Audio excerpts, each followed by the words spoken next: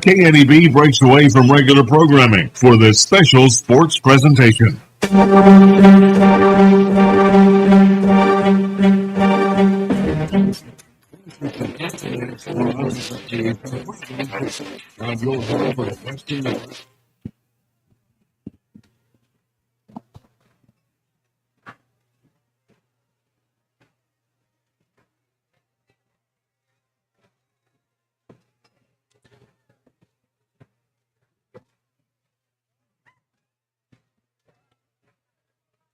Hello, ladies and gentlemen, and welcome to Oregon Trail Park here in Gering, Nebraska, as your Western Nebraska Pioneers host the Greeley Grays and the Western Nebraska Pioneers at home for the first time here in 2025.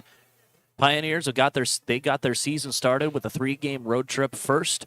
What was supposed to be a doubleheader turned into just one 9-inning game against the Spradley Collegians down in Pueblo. Pioneers ended up falling in that game by a score of 11-6. Then the Pioneers would turn around and take a trip up to Arvada, where they would play the Diamond Club Collegians, and that one ended in a mercy rule victory for the Western Nebraska Pioneers by a score of 20-10. Offense galore in that one, as the Pioneers, off the back of 4 home runs, Bryce Peterson, Tanner Lancaster, Lauren Binney, and also go back and take a look here. Yep, Lauren Binney, and then also the man who hit a home run there was Austin Marlin, another man who hit a home run in that game against the Diamond Club Collegians. That's been the one win so far for the Western Nebraska Pioneers. The next day, this would have been Sunday, the Pioneers took on the Fort Collins Foxes, ended up falling in a big offensive explosion type of night, ended up falling by a score of 19-15 to the Western Nebraska Pioneers. But now we are here in Oregon Trail Park for the first time in the 2025 season, the FRL season, the Front Range League getting things started, getting their first look here at Oregon Trail Park. The Greeley Grays here to experience it. They have played just one game. Well, let's see if that's accurate. They have played, by the looks of it, just one game against the Boulder 64s back on Sunday. Ended up losing that game by a score of 14-5. An early look at the FRL standings. The Boulder 64 is off to a hot start, 3-0. They'll be in town here not too long this weekend. The Boulder 64s are going to come to Gering to take on the Western Nebraska Pioneers. Make sure I'm accurate on that. Friday, Saturday, and Sunday will be games against the 64s, so definitely be on the lookout for that for the Pioneers. They are 3-0. The NoCo Prospectors 1-0. The Pueblo Spradley Collegians, and actually the Diamond Club Collegians, the NoCo Prospectors, they are 2-1, should say, as the Diamond Club Collegians took them down in game 1. The Spradley Collegians, they were supposed to play yesterday, were not able to get that game in. They were supposed to play the Fort Collins Foxes yesterday. They were not able to play. Their one game were against the Pioneers back on Friday, winning that game by a score of 11-6, as I mentioned earlier. Diamond Club Collegians, they have played just one game, and they fell to the Pioneers. Greeley Grays, as mentioned, they are just 1-0. Rounding things out, the Fort Collins Foxes are also 1-2. After their one win, they got on the win column against the Pioneers back on Sunday. 2 losses to the Boulder 64s. They were supposed to play yesterday against the Spradley Collegians. Supposed to play today. I believe weather down in the Fort Collins area really hindered that. A lot of weather down there in Colorado right now, not being good when it comes to baseball. We are just getting started here on the High Plains Spas and Recreation pregame show. When we come back, we'll talk about the interview that I had with Brandon Jenkins, or excuse me, it was not Brandon Jenkins. Henry Douglas was who I talked to. When we come back, we'll talk about the interview I had with Henry Douglas. You're listening to Pioneer Baseball on KNDB and watching it on the Front Range League YouTube channel here in Nebraska. We'll take a break. We'll be back.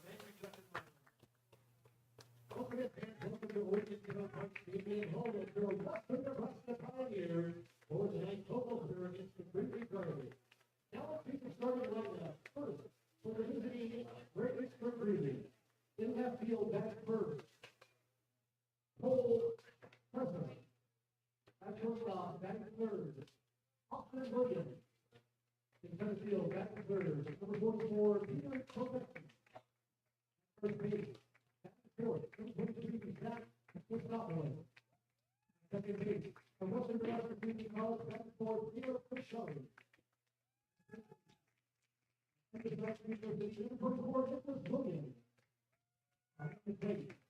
From University of Sioux Falls, number 10, Keegan Anderson.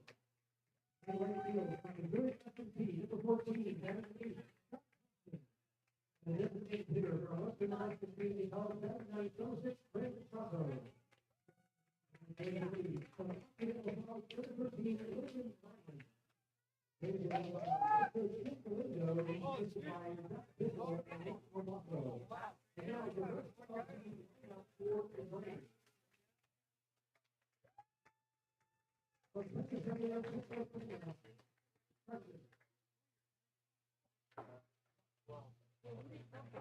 From Victoria University, number 27, Deacon Forger. From Eureka College, number 21, Ian Hoffman. From Jefferson State University, number 9, Rick Taylor. From Colorado Northwestern, number 19. Welcome back to the High Plains Spas and Recreation pregame show here on KNEB. As go ahead and talk about the interview that I did with Henry Douglas. He's been on fire to start the season. He's hitting up over 500. He's got an on-base up over 700. And I talked to him. I asked him, "Hey man, what are you seeing out there? You know, what have you been noticing from pitchers, and just what has been working for you?" And he said, I'm just seeing pitches really well, trying to get my foot down early and attack early and often. That was a big part of it. Just to get out there and attack these pitchers early. He's also been hit a bit, which has been definitely a key factor. And you know, I also asked him what goes into that, kind of just getting prepared, and how do you prepare yourself for these at bats? Is it a mind thing? Is it, you know, just watching the pitcher? And that's mainly what it was. He said it starts on the on deck circle. You know, you just look at what the pitcher's doing and try to get the timing down and go from there. And then another question that I asked him was, with summer ball, you know, guys come out here just wanting to get better, get more reps in. And I asked him, you know, what's one thing that you're trying to get better at this summer? And he said, try and have fun. Try to get better at having fun this summer. Summer ball isn't like college where it's just go, go, go. Just get out there, have fun, smile, meet new people, and make good connections. That's what summer ball is all about. And, you know, definitely a good spot to do that here in the Front Range League and with the Western Nebraska Pioneers. But, yeah, that was kind of what I talked about with Henry Douglas. Let's take a look. He is not in the lineup today, getting the day off. Hopefully that doesn't cool him off. Starting lineups being announced to the crowd. But we'll go ahead and take a break. When we come back, we'll talk about the interview that I had with Easton Babe, and then get right into action as everyone else getting out there. So yeah, we'll go ahead and take a break. You're listening to Pioneer Baseball and KNB, and watch it on the Front Range League YouTube channel. We'll be back. From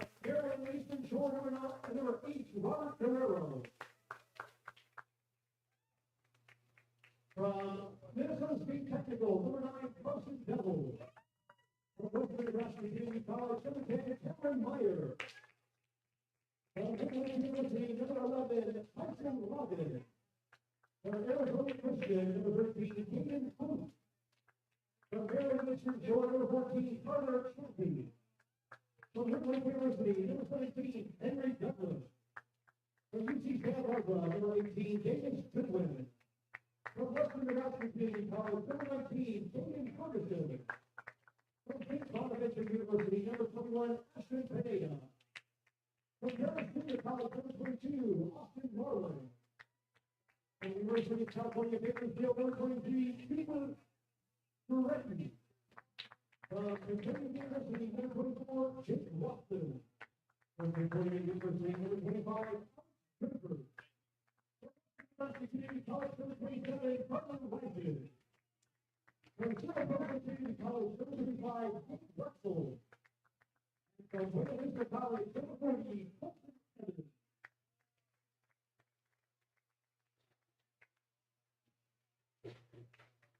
Ladies and gentlemen, at this time, we ask you please rise and remove your hats at the table and join us in the singing of our national anthem, tonight sung by Nathan Barkeeper.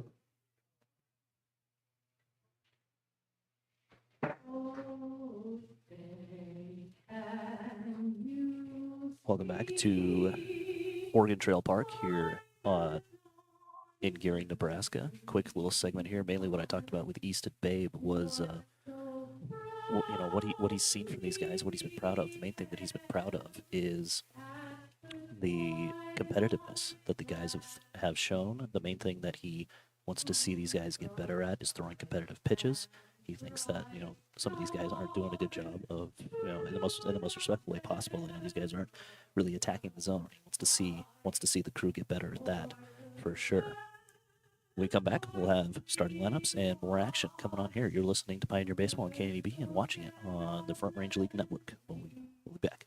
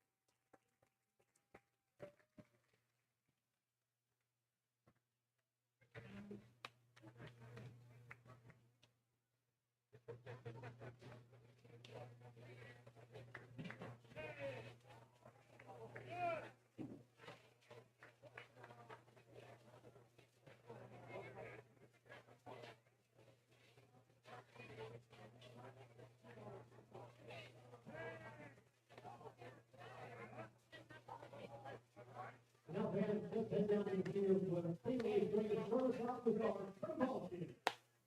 All right, fans, we're giving Joshua to start us off. You heard it, let's play ball. Back to you, Bill.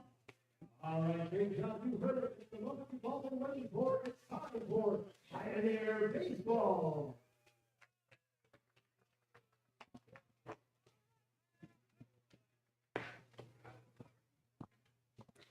Welcome back to Oregon Trail Park as we are just about ready to get underway in the home opener for the Western Nebraska Pioneers taking on the Greeley Grays. With that, we'll give you the starting lineup for the Greeley Grays. Leading things off and playing out in left field will be Cale Crosent.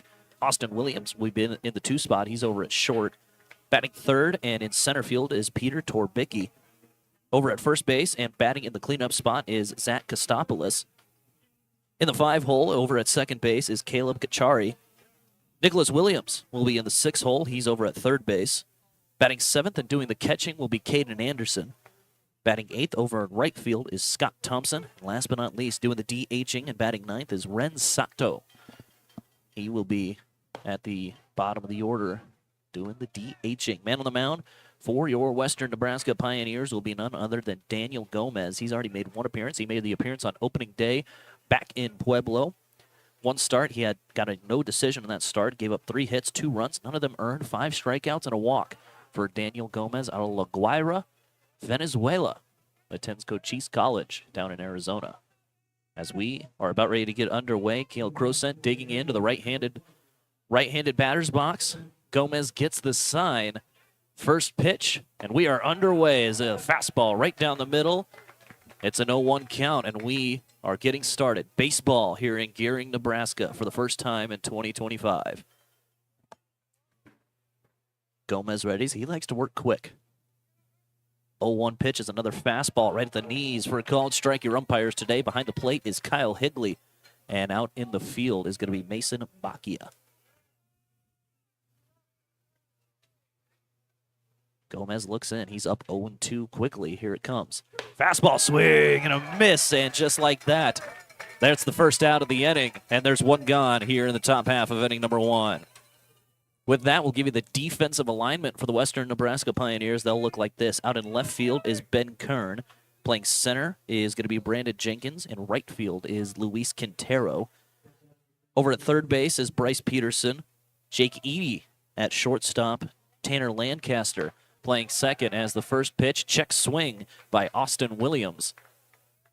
They'll say he went around. It's 0-1. First base belongs to Jackson McFarland, and behind the plate doing the catching is going to be Lauren Binney. 0-1 on its way from Gomez. Swung on and popped foul. And just like that, it's another 0-2 count here. Good start here by the Western Nebraska Pioneers. Mentioned the Grays also. They're a team that is trying to get into the win column for the first time. Just 0-1. But only able to play one game as the fastball blew it right by him. Back-to-back Ks to start the ball game for Daniel Gomez. And there's 2 gone here in the top half of inning number 1. 2 outs, 2 strikeouts as Peter Torbicki will be the next to hit here for the Greeley Grays. Torbicki. It's from Vegas. First pitch is a fastball off the outer half, and it's 1-0. It's from Las Vegas. Attends Bray College, which is down in Tennessee. 1-0 pitch is a fastball. Blew it by him. Nice pitch there from Gomez, and it's 1-1. He's gotten that fastball to work early.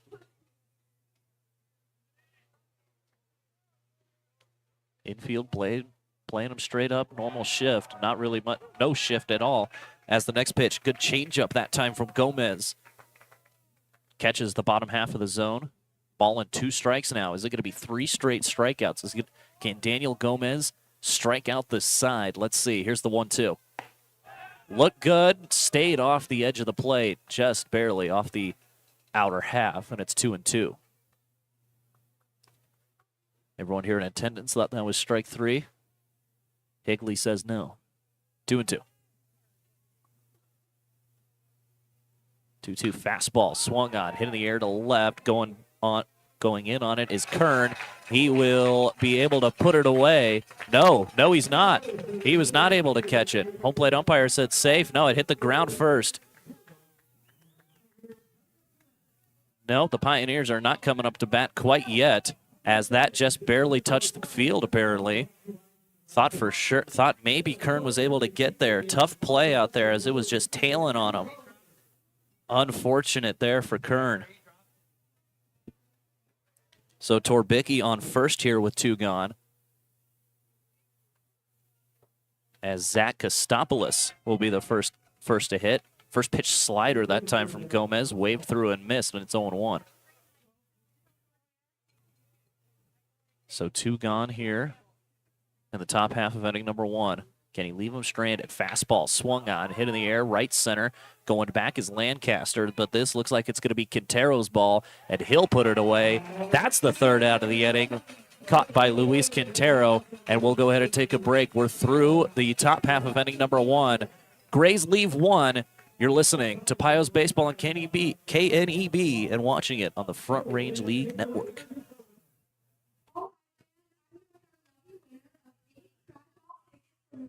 Lottery. And if one of our Pioneers scores a home run over the Nebraska Lottery 5.5 field, he'll get 10 more. What's your name? Tom, the man. And Tom, where are you from?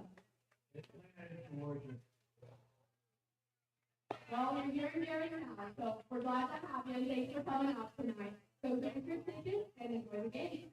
Back to you, Bill. All right, thank you, Gering. Congratulations to our winner. We'd like to thank the Nebraska Lottery for their continued support of the Western Nebraska Pioneers. And buy the lottery ticket at those stores around town for a chance to win big.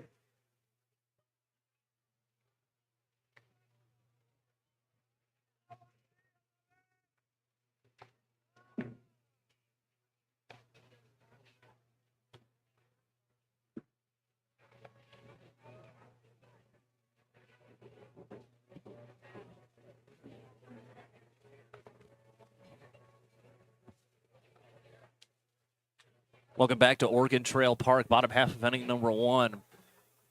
Pioneers were able to keep the Grays off the scoreboard. They have 1 hit and 1 error on there, so you can't be both. Not too sure what they're going to call that play out there and left. I believe they're going to give them a hit. I mean, it didn't look like Kern got there in time to even really get a glove on it, so it'll be interesting to see exactly what they put on the sheet. Meanwhile, Pioneers ready for their first time here at the plate. Going to give you the starting lineup for your Western Nebraska Pioneers. They'll look like this, and it does look like they ended up giving an error to Ben Kern. Tanner Lancaster will be batting first. He's over at second base. Batting second, playing third base is Bryce Peterson. In the 3 spot, doing the DHing will be Tyler Antwine. Cleanup man belongs to the catcher, Lauren Binney. Jackson McFarland in the 5 spot. He's over at first. Jake Eady playing shortstop. He's batting 6th. Ben Kern, just saw him out there in left. He'll be batting 7th. Luis Quintero out in right, making the final out. He's batting 8th and batting 9th. Playing out at center field will be Brandon Jenkins. Looks like Easton Babe is going for that second leadoff guy in the 9 spot because Jenkins, center field, he's pretty fast. So you'd like to have that speed there at the bottom of the lineup.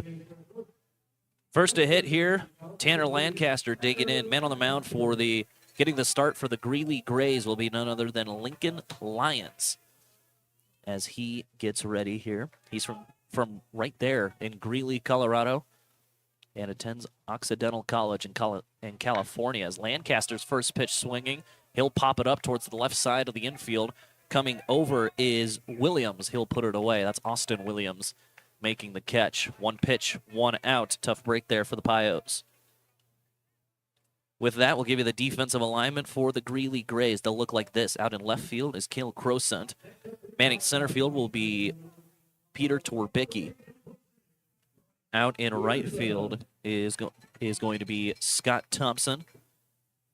The Williams boys, 2 Williams on the left side of the infield as the first pitch to Bryce Peterson misses low for a ball, 1-0.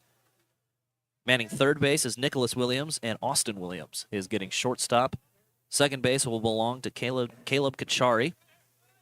First base is Zach Kostopoulos, and behind the plate doing the catching is Caden Anderson. Second pitch to Bryce Peterson catches the inner half, bottom left corner of the zone there. Bottom inside corner. Ball on a strike here to Peterson.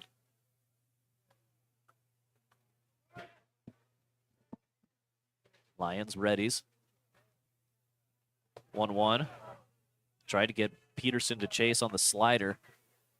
Peterson's not biting. It's 2-1.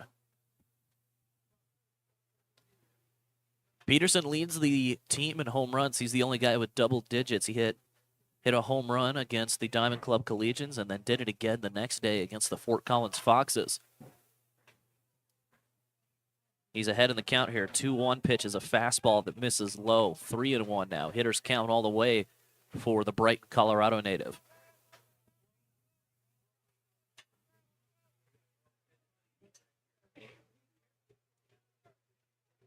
Lyons is ready. Here's the next pitch. Fastball. Hit foul. Too close to take as Peterson. Bit of a defensive swing that time. Counts full, 3-2. Well, I would say too close to take. You still had a strike available. Payoff pitch with 1 out. as a fastball popped up towards the right side, and a couple of guys will take a couple of steps at it, but it'll get out of play, and we'll try again at a full count. Tyler Antwine waiting on deck, the DH for the Pioneers today. But now it's all about Bryce Peterson. Here comes the payoff pitch. Out in front of it a bit as it's a floater that's going to be gloved by the first baseman. Good catch out there by Kostopoulos. And there is 2 gone. So line out to the first baseman. This is kind of how the games have been getting started for the Pioneers. It's been 3 up, 3 down in 2 of the first 3 games, and it looks like it's going to happen again for Western Nebraska. We'll see if Tyler Antwine has anything to say about that.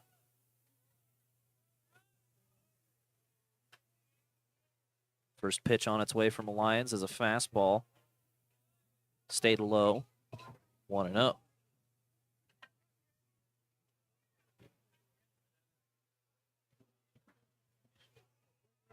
Antwine from California, Santa Paula to be specific.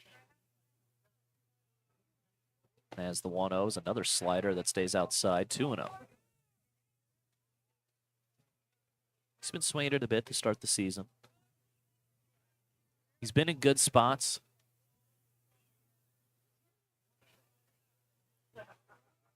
Not much he can do here, but maybe get a little something started here for the Pios. Fastball stays inside. 3-0.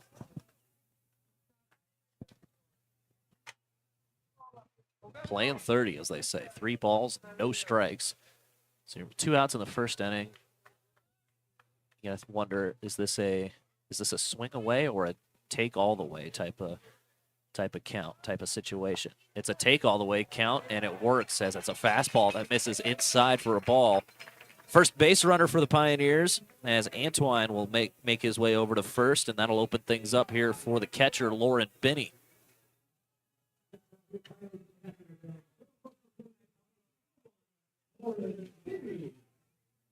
Binney digging in here. He's done well to start the year.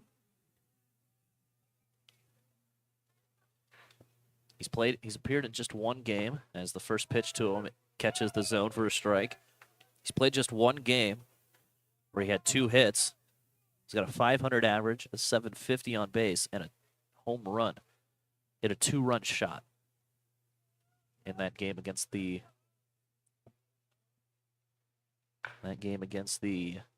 Collegians of Pueblo. Next pitch is a chopper that gets fouled. That goes right between the legs of Mike Babe over there, man at first base for today.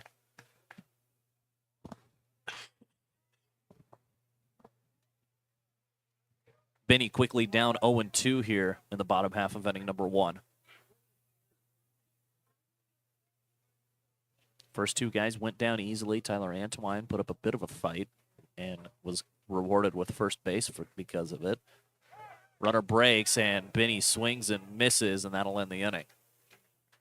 Catcher threw down, didn't matter, as Binney was the 3rd out of the inning.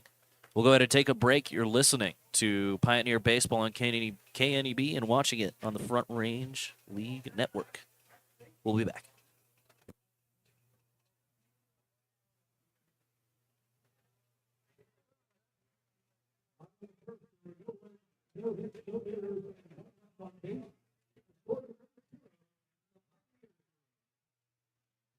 We don't say who stands for her standing. We couldn't do it without them.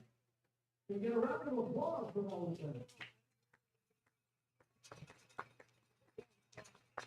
We also want to say thank you to Richard Diego for being our players as well. Let's hear for Richard Diego. And we also want to give a shout out to our future honorees tonight. Royal Lancaster has served 25 years in the International Guard. He's been on many deployments to Afghanistan, Jordan, Iraq, and Korea, to name a few. He's always volunteered to serve our country. Thank you, Royal, for your service.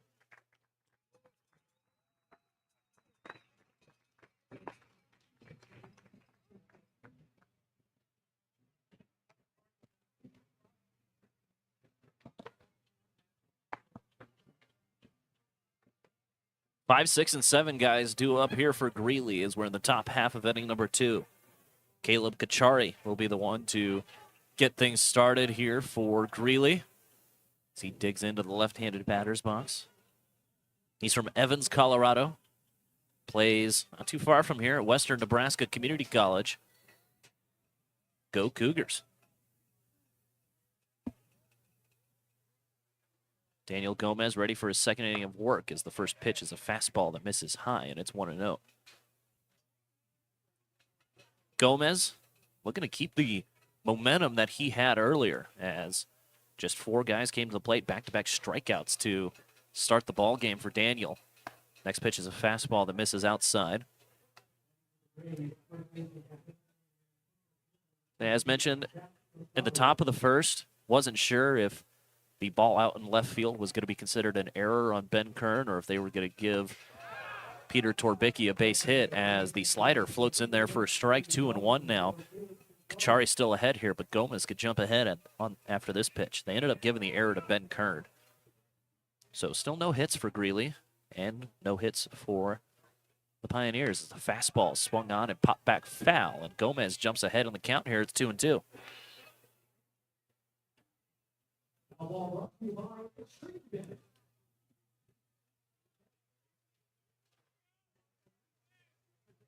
Another thing that I know Coach Babe wanted to fix was the strikeouts.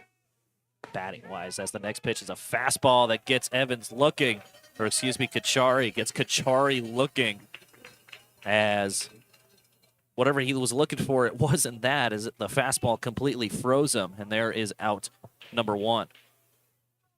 Hey, Summer 2025 is the inaugural season of the Front Range League Collegiate Baseball. Summer wood bat baseball played along the Front Range of the Rocky Mountains in Colorado and Nebraska. As the first pitch to Nicholas Williams catches a piece of him, he'll take first base after just 1 pitch.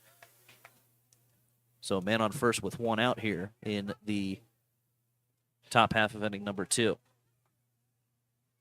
Visit frontRangeLeague.com for schedules, standings, stats, and more. That's frontRangeLeague.com for everything you need when it comes to this baseball league. First pitch fastball to Caden Anderson as he digs in. Right on the outer black, called for a strike. 0-1 the count now to the Cheyenne, Wyoming native. Fastball, slow roller towards the first base side. Scooped up. It's going to be a foot race, and it's going to be won by Jackson McFarland. Gomez was running over there to cover, but McFarland said, I'll do it myself. Runner does advance to second, as Williams will be on second with 2 gone now.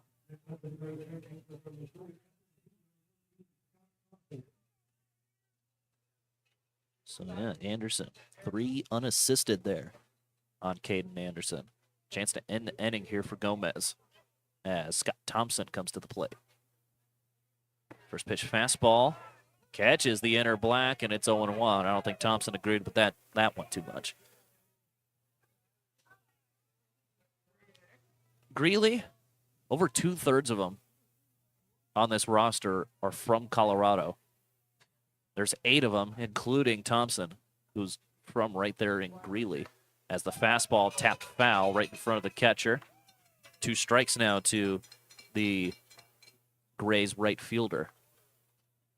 There's 5 Greeley players from Wyoming, 1 from Idaho, 1 from Washington, 1 from Japan, and 1 from Nevada. As the next pitch to Thompson is cut on and missed, and that will end the inning. So down on strikes to end the inning will go Thompson. We'll go to the bottom half of inning number 2. Still no score here as we're tied at 0-0. You're listening to Pioneer Baseball on KNEB and watching on the Front Range League Network.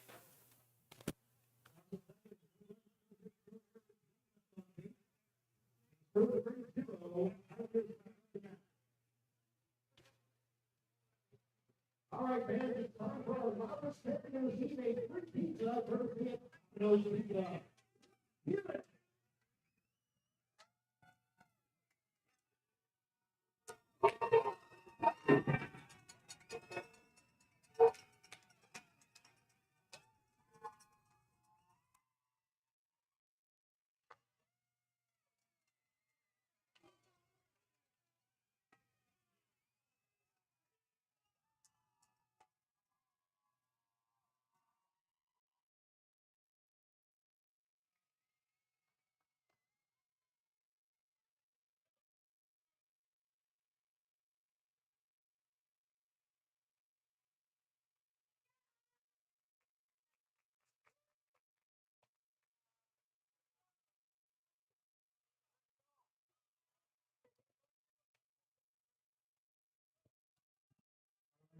No score here as we enter the bottom half of inning number 2 here at Oregon Trail Park as the Pioneers get ready for their second chance here. If you could hear a large amount of cheering over on the network stream, they're running around with a pizza box trying to give away. I think they were giving away a pizza. I don't know if it was a promo, like if it was. I know some of them they do a thing where they'll throw pizza boxes out there, but it's like a coupon. But I think this was a real pizza that they were handing out. Jackson McFarland will be the one to lead things off here. 5, 6, and 7 guys due up for Western Nebraska. As the first pitch fastball catches the outer half of the zone, and it's 0-1. Well, McFarland has had his struggles to start the year. It's been a few strikeouts looking, and definitely the type of guy that wants to just get in there, see a few, and get that turned around as he swings at that pitch and knocks it foul. That's 0-2.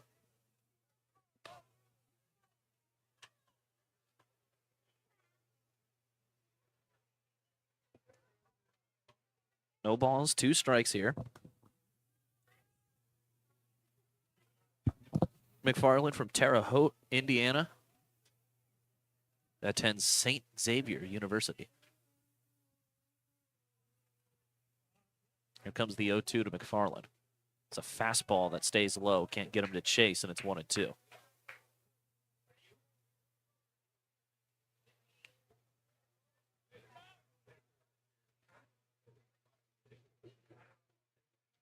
One ball, 2 strikes. Lions still in the driver's seat here for Greeley. Here it comes. Fastball swung on and missed, and there's 1 gone. Back-to-back strikeouts as Lions got a strikeout to end the first, and now he gets a strikeout to start the second. As next to hit for Western Nebraska will be Jake Eady.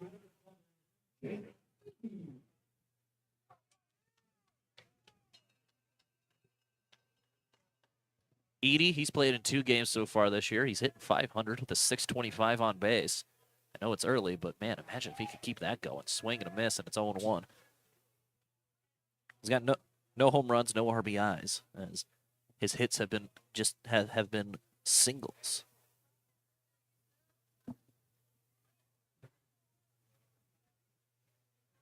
He attends Buena Vista University as the next pitch is swung on, hit on the ground to second. Fielded by Kachari, throw to first in time, and there's 2 gone.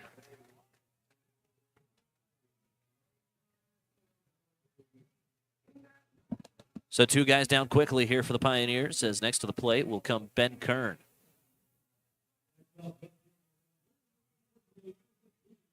I was talking to him earlier today. I know I mentioned on a previous broadcast, it looks like he's wearing gardening gloves out there, and it's exactly what it is. He's got those types of gardening gloves, and he talked about as he takes a look at that first pitch in for a strike. He told me those regular batting gloves, they'd fall apart way too quick on him, just based on how he likes to grip the bat. As the next pitch is a fastball knocked foul, he's quickly down 0-2. And the baseball gloves would just wear out on him, and one day he didn't have any extras. He's like, I'll just go buy some tomorrow. And he grabbed just some gardening construction gloves that he had in his car, and that's the best grip that he's ever been able to get on a bat. As the next pitch misses up right about around his eyes, and it's 1-2. Yeah, he's been using those gloves ever since.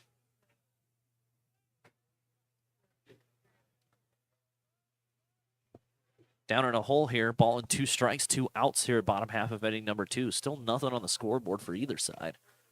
As the next pitch is swung on, hit in the air to right. Coming over is Thompson, and he'll put it away for the 3rd out of the inning. We've played 2 full. We're still looking for our first hit of the ball game. Top half of inning number 3 will go. You're watching on the Front Range League Network, and you're listening to the Pioneers here on KNEB. We'll be back.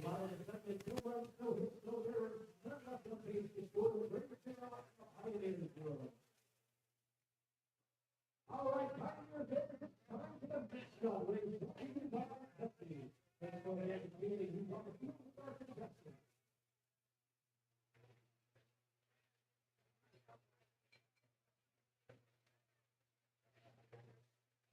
fans, I will put you on second base with our contestant, Grace Flynn, and she's gonna race Tyra. They're gonna start over here on second base, run through third, run out, and stop halfway where Riley is. Okay, are you ready? Fans, let's count them down. 3, 2, 1, go!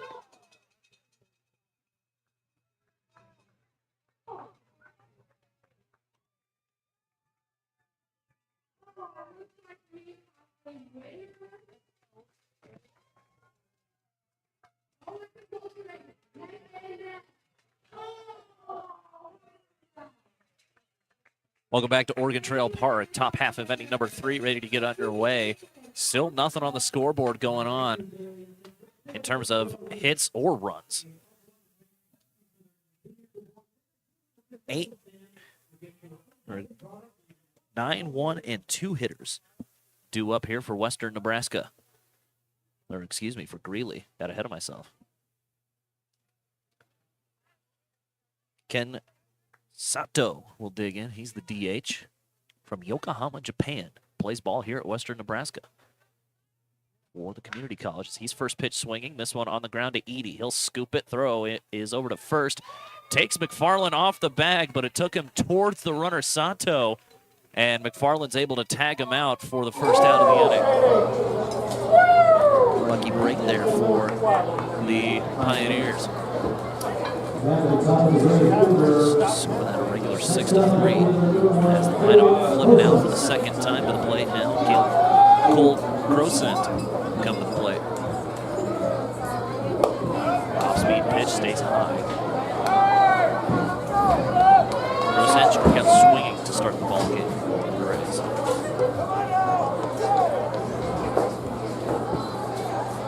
Fastball, good, stayed low.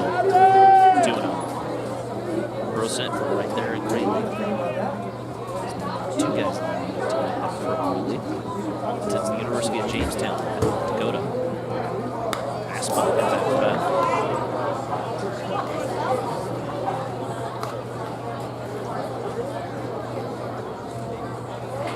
Jamestown, I believe 100%. If they've completed it or if they're but at some point here, if they haven't already, here in the near future, they're going to make the jump to Division II. They were NAIA not too long ago, but I believe they either are or are going to be Division II. As the fastball cut on it, missed that time, Grosent, and it's a full count here, 3-2.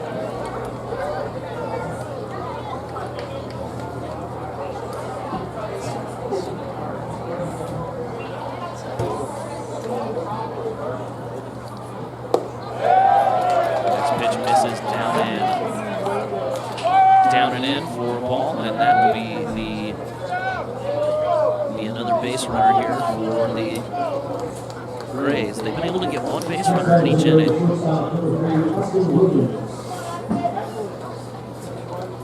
As Grosent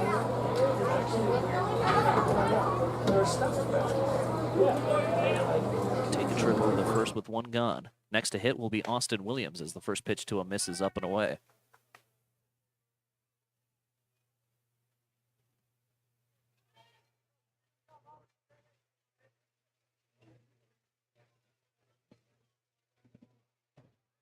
One ball, no strikes. Next pitch, off speed. I think Gomez let go of it a little too early, and it's 2-0.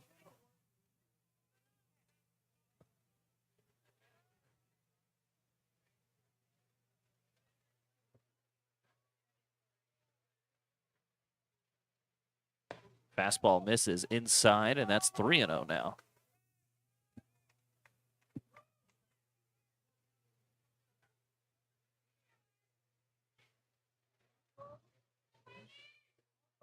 Gomez leans in. Checks on the runner at first. Here's the pitch. Fastball right at the knees for a called strike, 3-0.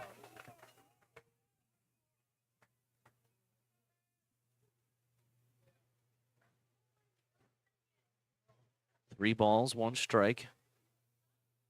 A lot of ground for Gomez to cover here. Here's the next pitch. That's misses high, and it's back-to-back walks drawn by the Grays.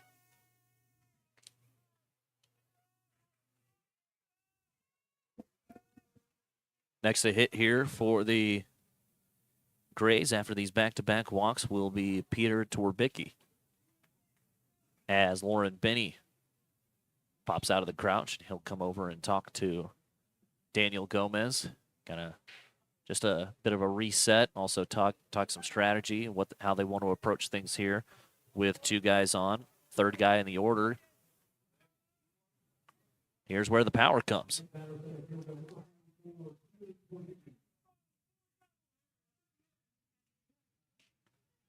Torbicki, he's 0 for 1, reached via an error back in the first, as the first pitch is a fastball that stays high, 1-0.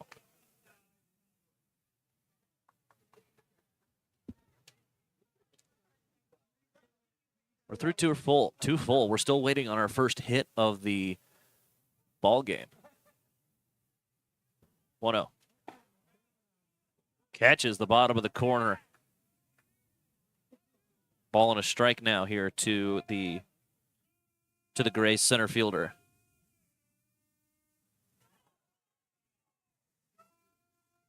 One ball, 1 strike. Check on the runner at second. No throw. Here's the pitch.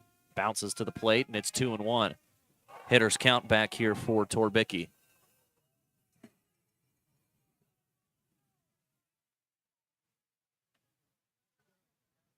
Gomez, he likes to work fast. He's can also be particular with how he wants to approach things, as the slider catches the bottom right corner of the zone. It's the inside bottom corner to Torbicki, as Gomez has battled his way back here. 2 balls and 2 strikes. Fastball chopped up the first base side, but it's going to bounce towards the Grays dugout, and that is going to keep the count at 2-2.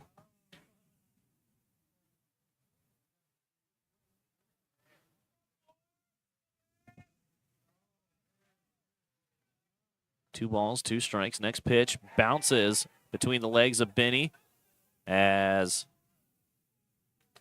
Crosent kind of got his legs a little crossed up there over at second base, as he was keeping kind of a low base.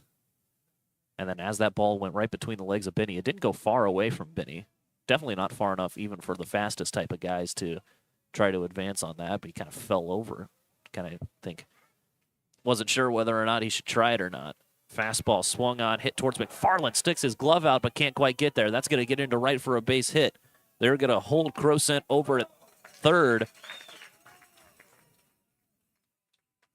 They're going to hold Crosent at third, so no one's going to come in to score yet, but there's the first hit of the ball game. It belongs to Greeley, as the bases are loaded now with only 1 out.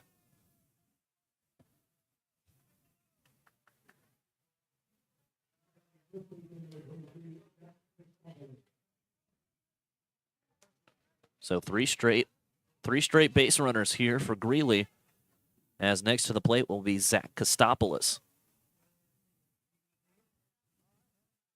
First pitch fastball stays low. Good block behind the plate by Benny, and it's 1-0. Talked about all the guys from Colorado, all the guys from Greeley. Like I mentioned, 5 guys from Wyoming, 2 in the lineup, both of them from Cheyenne. 4 of those 5 Wyoming guys are from Cheyenne, the other one from Laramie. As the next pitch is shot up the first base side, foul. Kostopoulos, as I said, one of the ones from Cheyenne, attends University of Texas at Texarkana. As he faces a ball and a strike count as he swings at the fastball, popped foul, 1-2.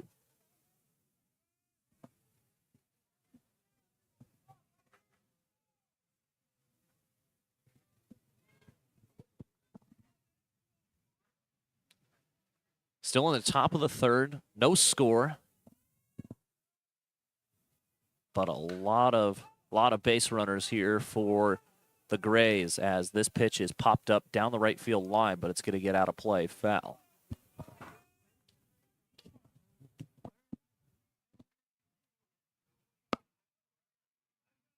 Can the Pioneers leave them loaded? As the next pitch from Gomez is floated in there. Good pitch to Kostopoulos. Gets him looking for out number 2. Throws him on the breaking pitch. As now with a force at any base, you just need 1. To the plate will come Owen Kachari. Caleb, excuse me. Don't know where I got Owen from. Caleb Kachari. First pitch to him's a strike. It's 0-1.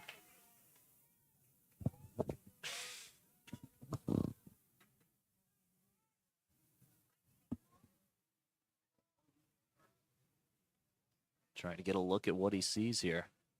Next pitch to Kachari is swung on and popped back foul.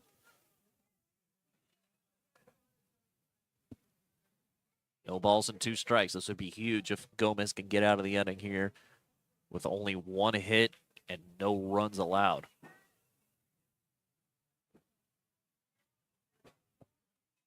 No balls, 2 strikes. Here's the pitch from Gomez.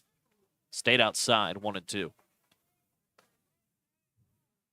Croson at first, Austin Williams at second, and it's Peter Torbicki over at first right now for Greeley.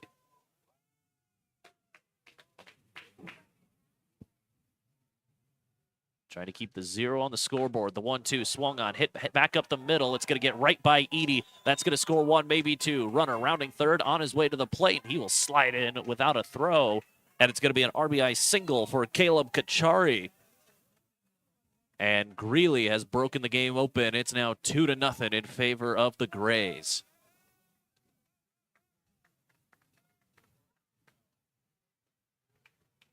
Two RBI single for Caleb Kachari.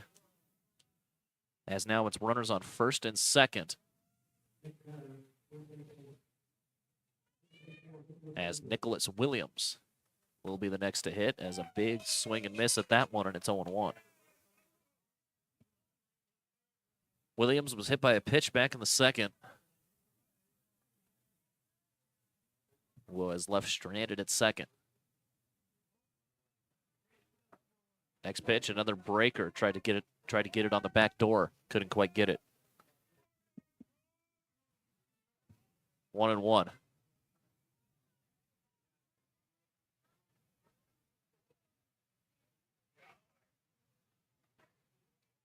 Check on the runner at second. Next pitch from Gomez is chopped right off of Williams, and it'll be foul.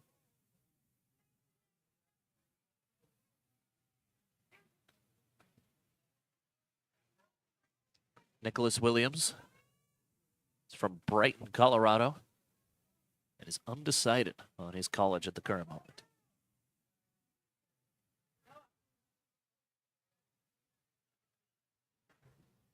A 1 from Gomez.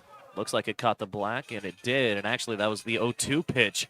Got him looking for strike 3, and that'll end the inning. 2 runs come across to score for the Grays. Pioneers have some work to do when we come back. You're watching on the Front Range League Network and listening to the Pioneers here on KNEB. We'll be back.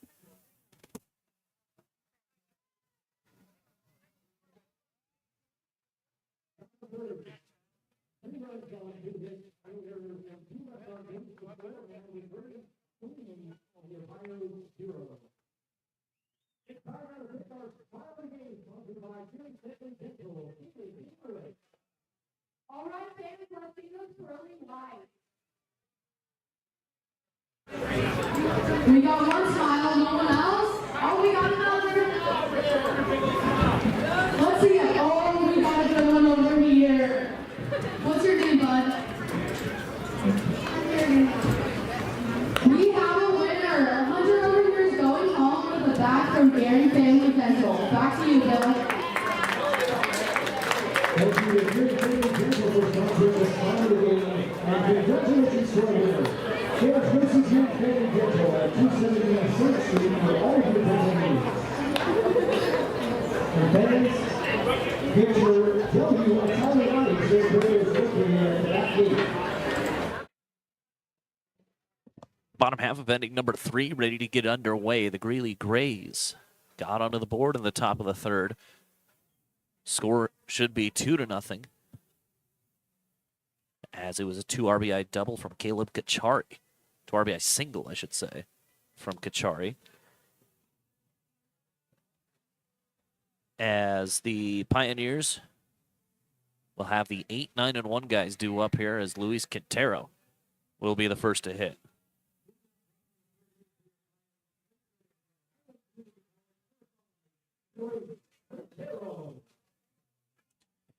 Quintero, he's appeared in 2 games so far this year. Struggled a little bit. Got his first hit of the season back against Fort Collins on Sunday.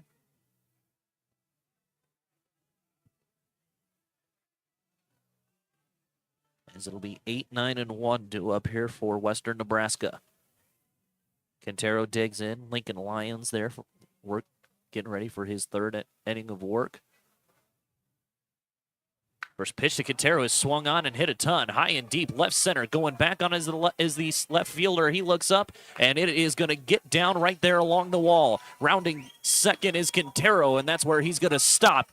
It's going to be a leadoff double for Luis Quintero.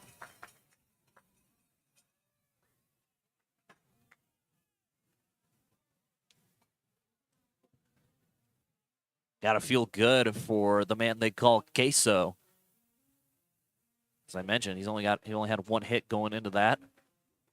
Could be the start of something there for Luis. As the next to hit will be Brandon Jenkins.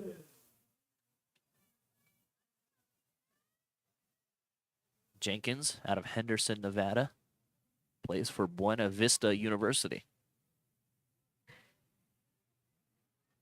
First pitch to Jenkins, misses inside. Good fastball. Can't get Jenkins to bite it. It's 1-0.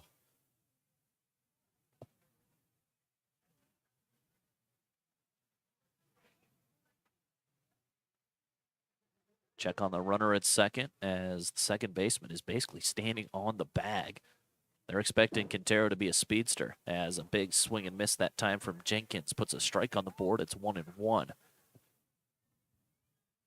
Still a lot of room to work with here if you're Jenkins. Still have a strike to play with. Try to get 1 run home and cut this lead in half. Score should be 2-0. I know over on the YouTube feed you see, or the network feed, you see 3-0.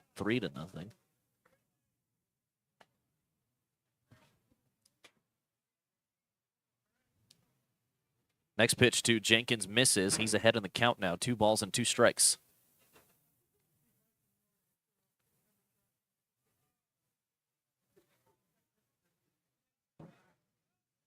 Not much our graphics guy can do here if you're watching on the network stream, as the swing and miss from Jenkins there, as the score bug that he's got there is actually connected to the scoreboard, which is nice.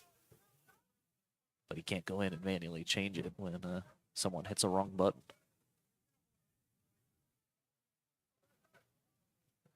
Two balls and 2 strikes here to Jenkins. Nobody out. Runner on second, the bottom of the 3rd for the Pios. Quintero bluffs for 3rd, and the next pitch is popped foul, and that's where, and we'll stay at 2 balls and 2 strikes.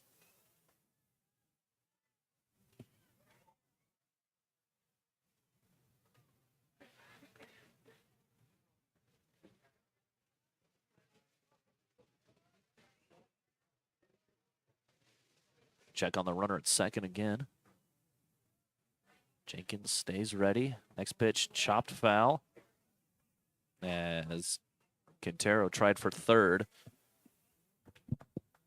He thought that was a swing and miss. No, Jenkins was able to keep a piece of it. He'll stay alive, still 2-2. Still nobody out in the inning as well.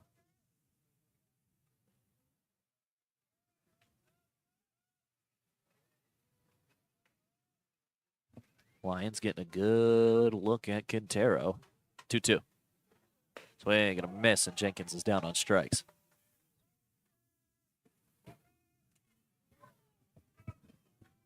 One gone in the inning, but the lineup will flip over as now to the plate will come Tanner Lancaster for the 2nd time today.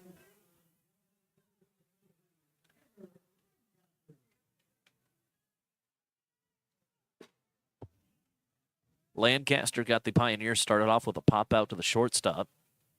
Like to do something different than that here in this one, here in this AB.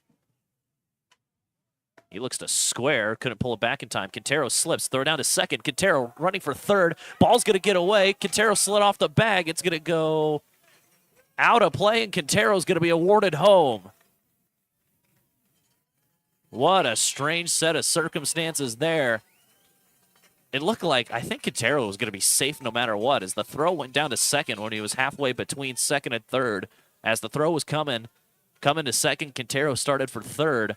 And then the throw over got away from Nick Williams over there at second base. So the Pioneers able to get a run home as they've cut the lead in half now. It's 2-1 in favor of Greeley.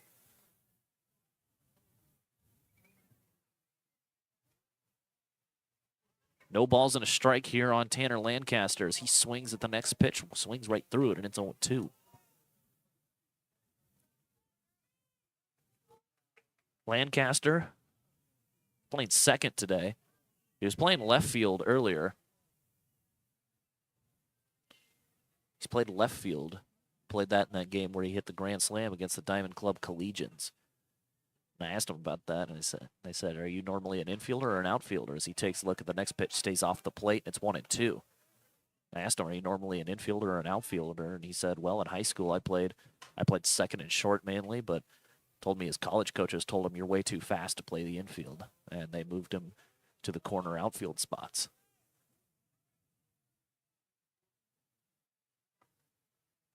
One and two, here it comes.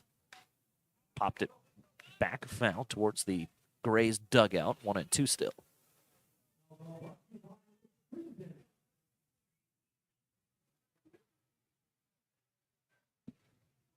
One ball, 2 strikes. Lancaster takes a minute to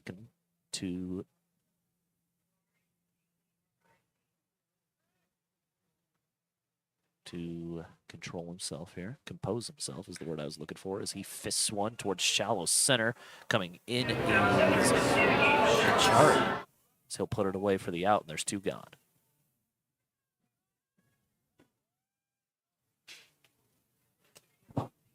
Pop out to the second baseman. Well, on the scoring app, they have it as They have it as 3-1, but I don't believe that's right. It should be 2-1 by my count.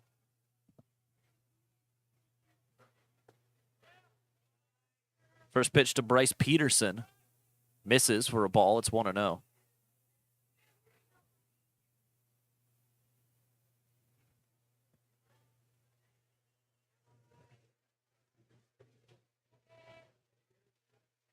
Peterson, hitter's count here. Here's the 1-0 as the fastball stays low.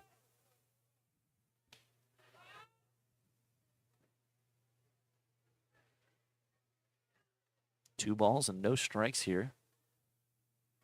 Peterson, he's from Brighton, Colorado.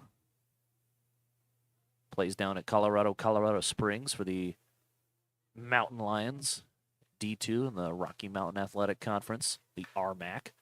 Popped foul is the next pitch. It's 2-1. He also used to play for Western Nebraska Community College in his second year here with the Pios.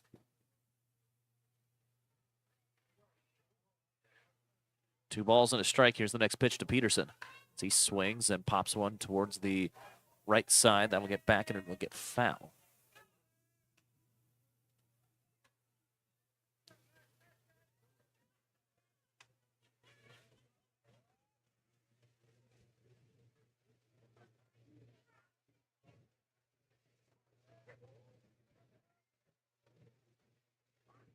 Two balls, 2 strikes. Here's the next pitch. Stays outside. Can't get him to chase. Full count now as Tyler Antwine waits on deck.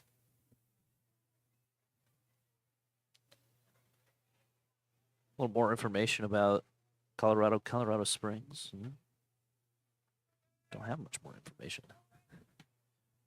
Thought I had a little bit more.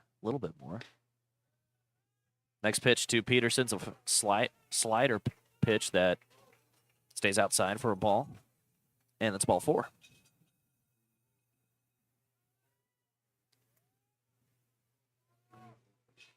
So Peterson with the 2-out walk, he'll be on first. As next to hit will be the DH, Tyler Antwine.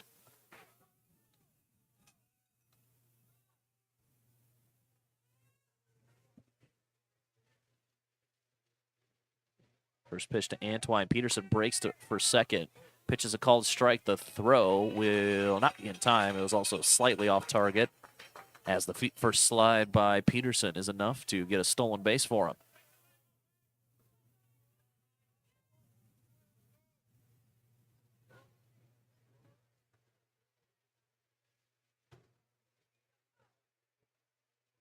Two to 1 our score here in the bottom half of inning number 1. Bottom half of inning number 3. We're not going back in time.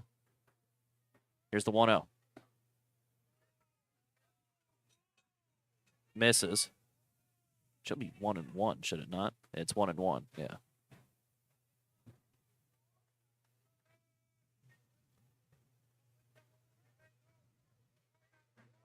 Check on Peterson at second.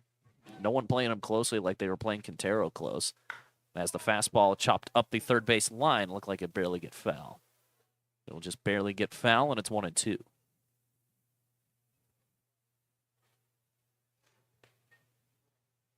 Antwine, I mentioned from Santa Paula, California, was redshirted at Fresno State University. Also out in California. Part of the Mountain West Conference, although not for long, as they did finally sign their life away to the Pac-12 as the next pitch catches the outer corner, and that will end the inning. Antwine goes down looking. We'll head to the top half of inning number 4. You're watching you're watching Front Range League Baseball on the Front Range League Network, and you're listening to Pioneer Baseball on KNEB. We'll take a break. We'll be back.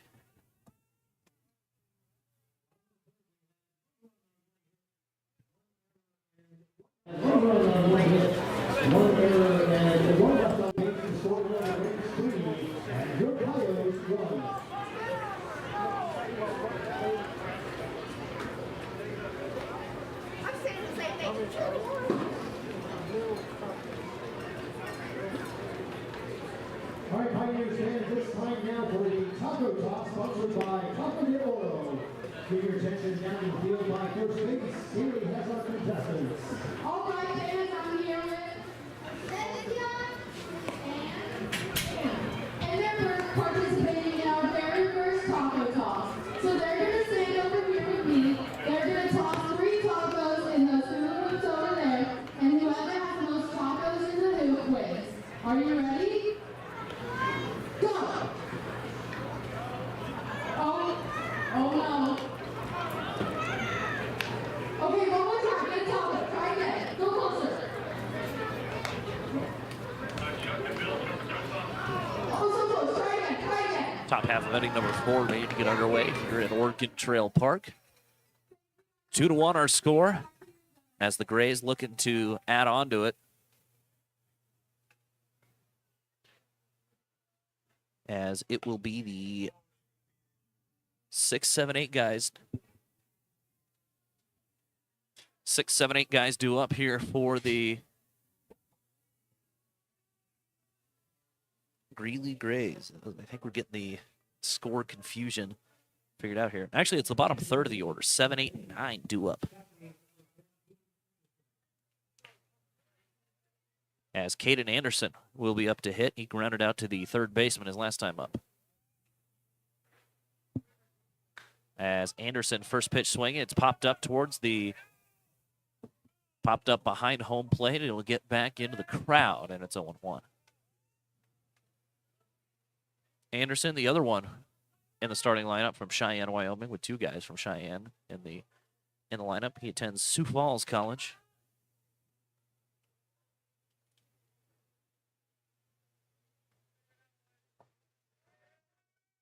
Attends the University of Sioux Falls, is their official title.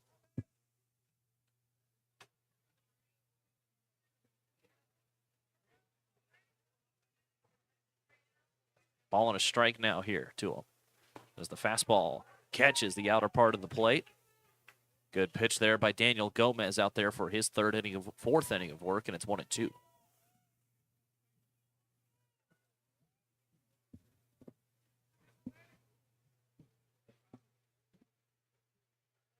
Fastball bounces. 2-2 now.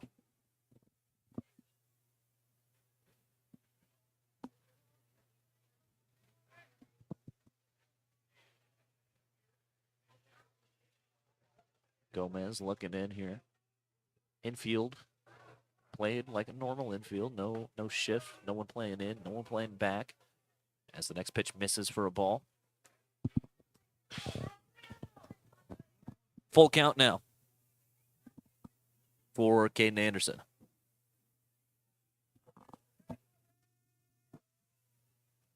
Three and two.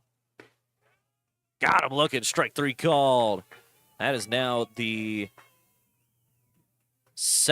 already the seventh strikeout for Daniel Gomez. As it's back-to-back as well, he got one to end the inning. Got one to end the third, and now he gets one to start the fourth.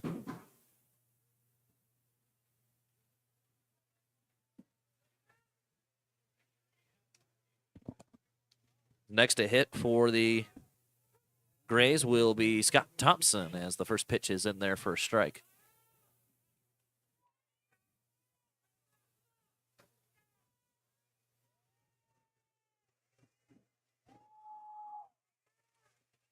Thompson, 0 for 1. He struck out his last time, and he swings and misses at that one, and he's down 0-2. Thompson, one of the 8 from Greeley. Attends Missouri S&T University.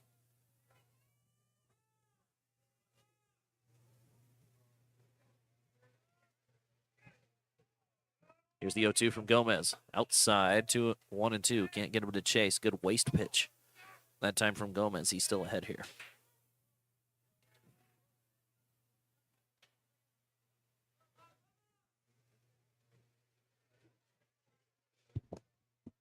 S&T, Science and Technology. Swing and a miss, and it's back-to-back Ks for Daniel Gomez.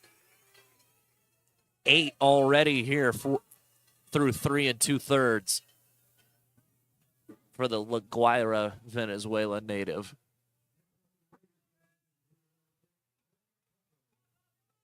Can he strike out the side here? Red Sato come to the plate.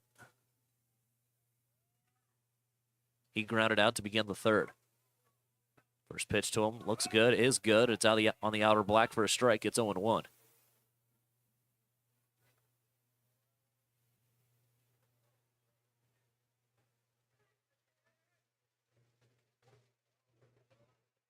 A 1. Looked like a curveball type that floated in. Sato able to get a piece of it, and it's 0-2.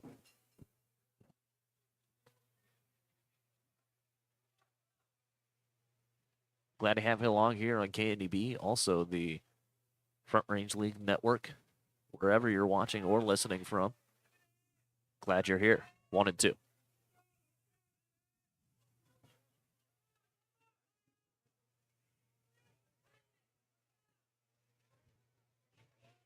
See if the Pioneers can hang a 0 here and get those bats back up. Swing and a miss. Daniel Gomez strikes out the side, and that will end the top half of inning number 4. When we come back, it'll be the Pioneers' turn. Try to tie this ball game up and maybe add even more. You're watching on the Front Range League Network, and you're listening to Pioneer Baseball here on KNEB. We'll be back.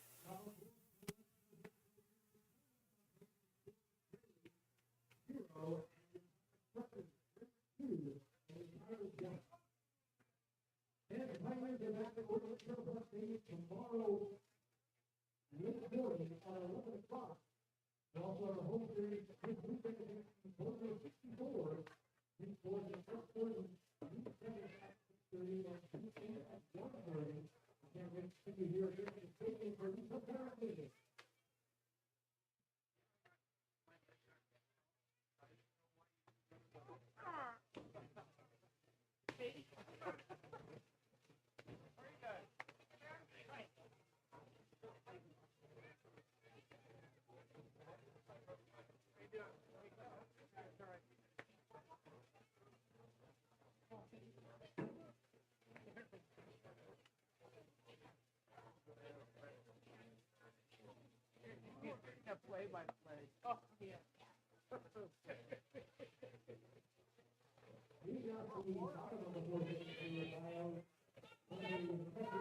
Welcome back to Oregon Trail Park. Bottom half of inning number 4 ready to get underway. 2-1 our score in favor of the Greeley Grays as the Pioneers.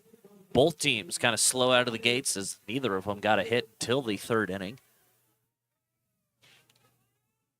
See you trying to get a sign of things to come here. Middle third of the order due up here for the Pios as Lauren Binney will be the one to get us started as the first pitch catches the inner black for a strike. It's 0-1.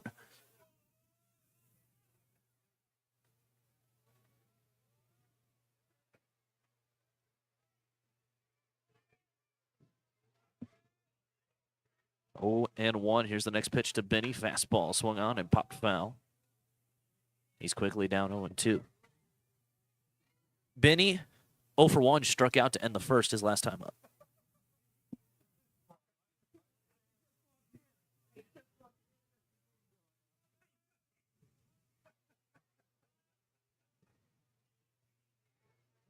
No balls and a strike. No balls, 2 strikes. Next pitch inside. 1-2 now here to Binney.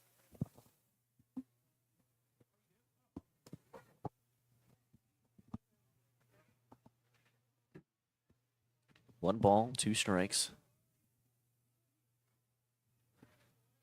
Pioneers trying to break this game open. Try to at least get a run here to get an even playing ground.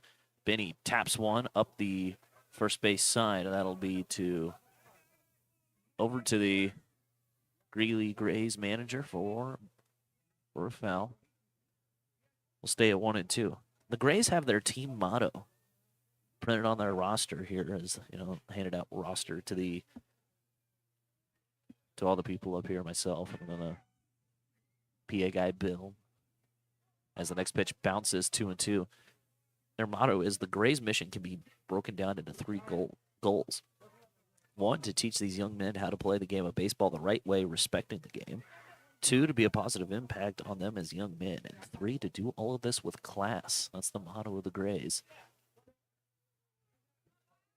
2-2. Fastball tapped back towards the mound. Pitcher can't get it. Cochini charging. Throw to first will be in time, and there's one gone. Nice wheels there from Kachari.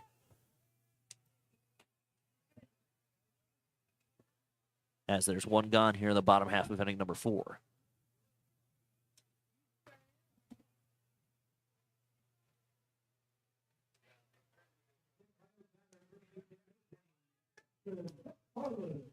With one gone, that'll bring to the plate Jackson McFarland.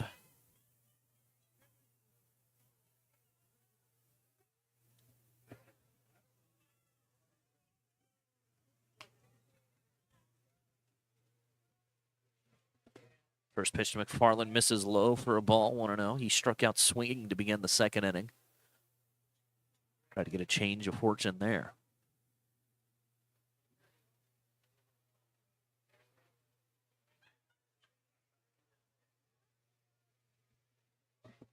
Lincoln Lyons also out there for his 4th inning of work as McFarland hits one high and deep down the left field line, but it's going to get plenty foul.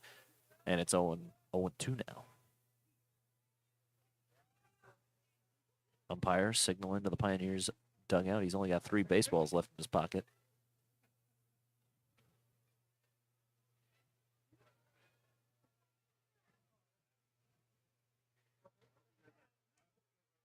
Here's the next pitch to McFarland. So he swings and hits one into left center field. And that's going to find a gap. That's going to roll all the way. Takes about 5 bounces. Gets all the way up to the wall. McFarland rounding first on his way to second. And he is going to get into second base with a 1-out double. Jackson McFarland. It's got to feel good for him. He's been struggling to start the year. But he finds a gap that time into left center. And it's going to be 1 on, 1 out. Man on second here for Jake Eady.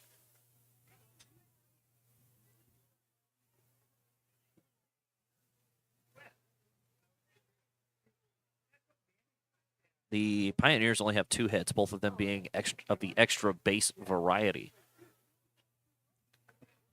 2 doubles, one from Luis Quintero, and now this one from Jackson McFarland. Time called here is Tim Galindo. making his way to the mound, and should be a mound visit to talk to Lyons, kind of get his mind right, as looks like there is someone up and throwing in the Gray bullpen. I think I got a good look at his number. That might be Keegan Randall up and throwing. Yeah, I'm gonna lock in my answer. Keegan Randall up and throwing in the Gray bullpen at the current moment.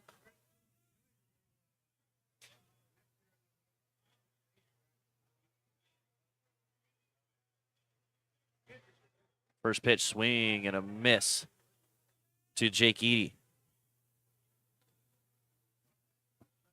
0-1.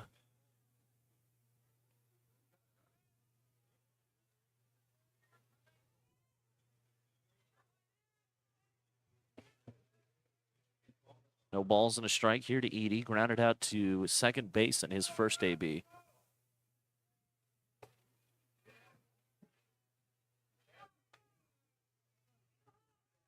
One and one the count.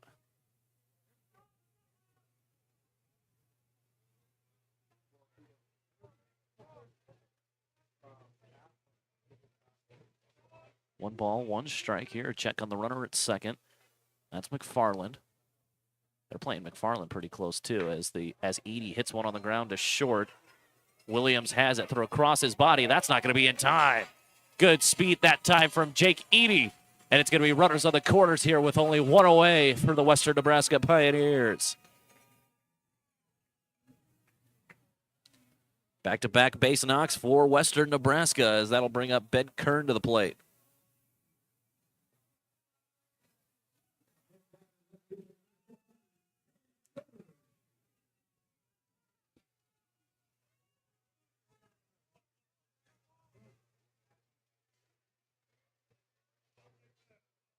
First pitch to Kern as he chops one towards the left side, toward the Pioneer dugout. It's 0-1. Kern flew out to end the second inning. He's 0 for 1.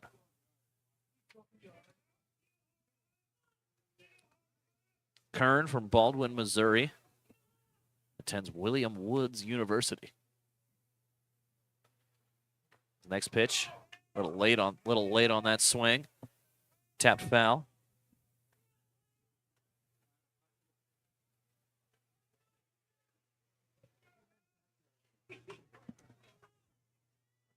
Quickly down 0-2 here. This would be a big out for the Grays if they can get it here.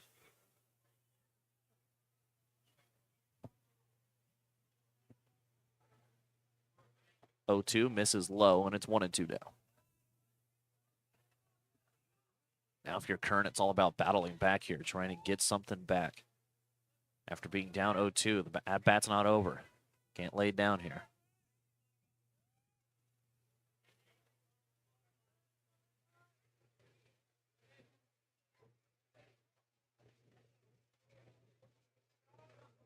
Time called as Kern steps out of the batter's box.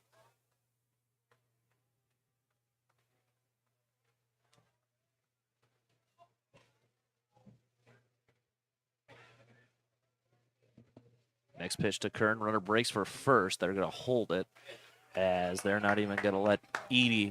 They're not even going to contest Eady running over to second.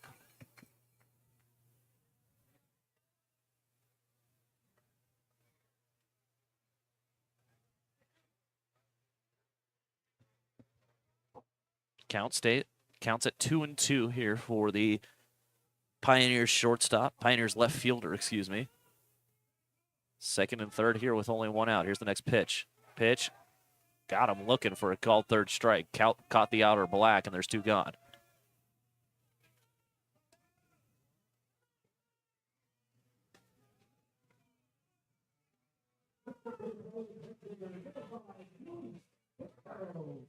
Next to hit for the Pios will be Luis Quintero.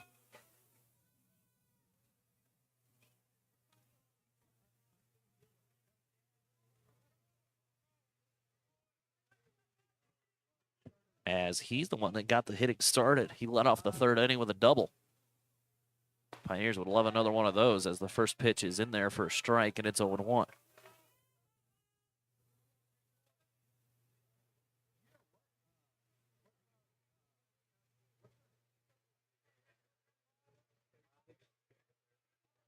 No balls and a strike. Next pitch misses down low. 1-1 the count now.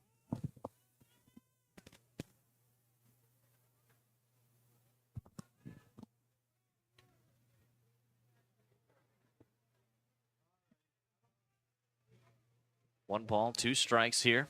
One ball, 1 strike, I should say, is Quintero.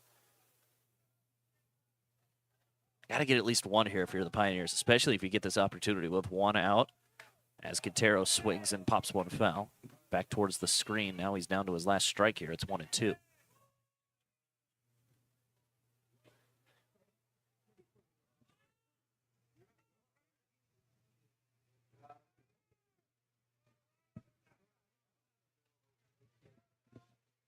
Lions still out there.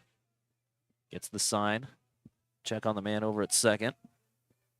He didn't throw. There's no one guarding him. Just make sure he's not moving as Quintero rips one into left field. That'll get down for a hit. That's going to score 1, maybe 2. They're going to send the runner around second on his way to home. And he is in there. RBI single for Luis Quintero. Puts 2 up on the board. And the Pioneers have taken the lead. It's now 3-2 in favor of Western Nebraska.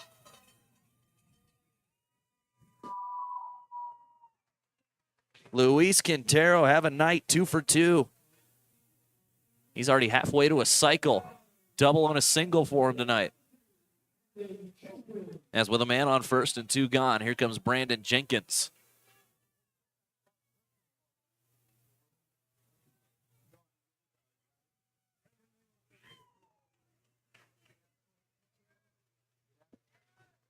Swing and a miss by Jenkins. He's down 0-1.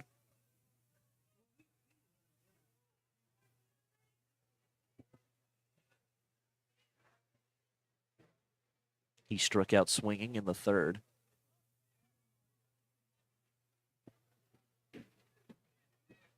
Next pitch floated back foul.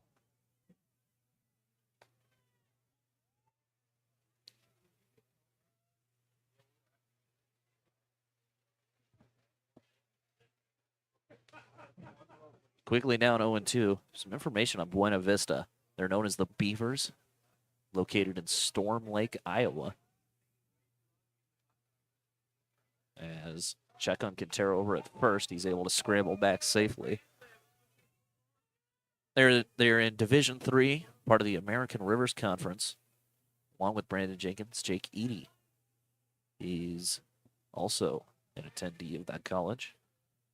They went 33-12 last year, this past year. 0-2, down and away, 1-2.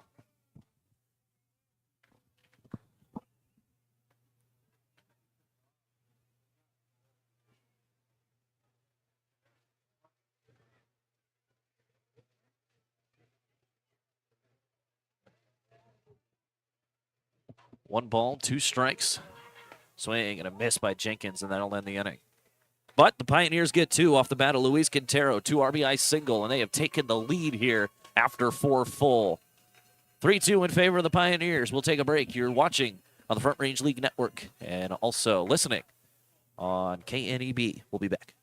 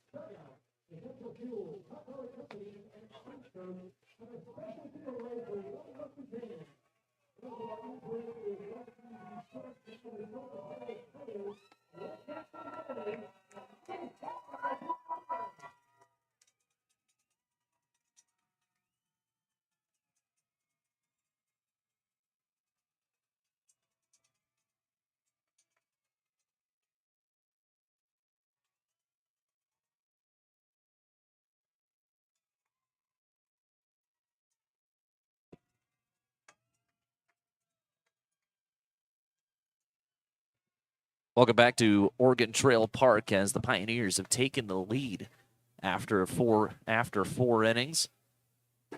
As a 2-run single from Luis Quintero is what got the job done. Top half of inning number 5 ready to get underway with a 3-2 Pioneer lead.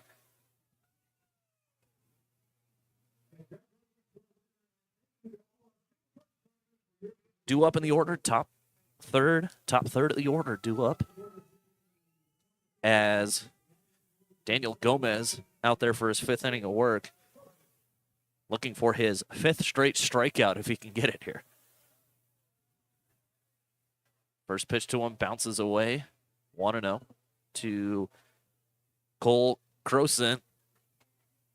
Crosent 0 for 1, struck out to begin the ball game and then walked and came around to score in the 3rd.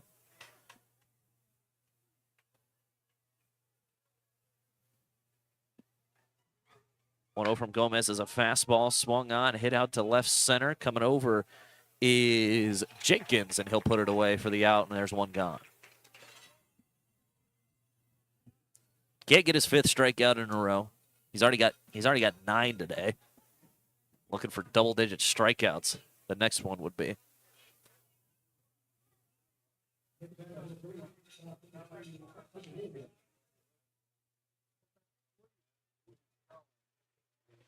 Next to hit for the Grays will be Austin Williams. As the first pitch to him misses for a ball, it's 1-0.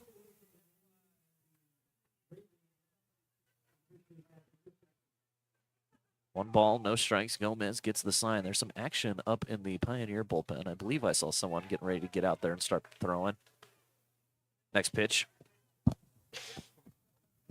Williams might have made contact with it. Doesn't matter. It's a strike because it was caught anyway. It's 1-1.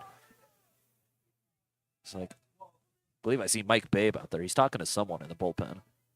As the next pitch misses for a ball, 2-1.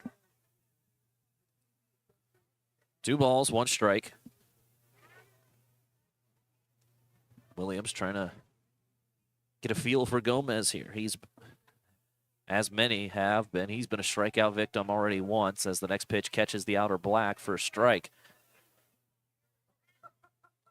No one has struck out twice to him yet. Nope, that's a lie. Scott Thompson has. As check swing, but it doesn't matter. It's right there at the knees for a called 3rd strike.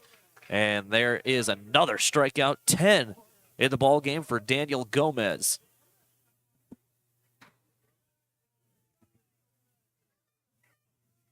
As next to the plate will be Peter Torbicki.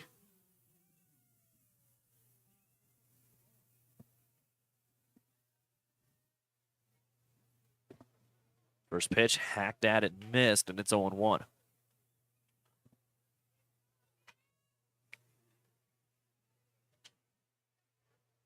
I guess everyone's allowed one token Las Vegas guy. As next pitch to Torbicki is in there for a strike. Torbicki from Las Vegas. Lauren Binney, the man behind the plate, is also from Las Vegas.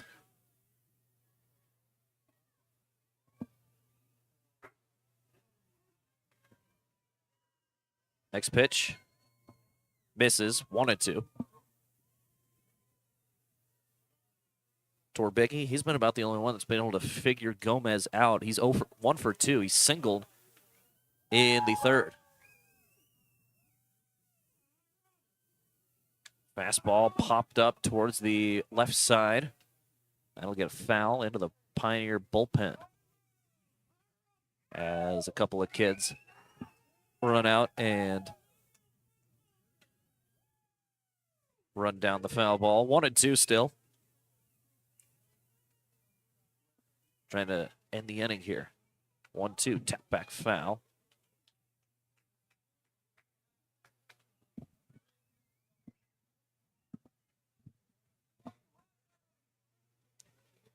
Trying to make it, let's see here. Trying to make it 7 straight set down by Gomez here. If he can get Torbicki here. Next pitch. Swung on, back foul. It's going to take at least one more pitch to put him away. 1-2, still. So here we go.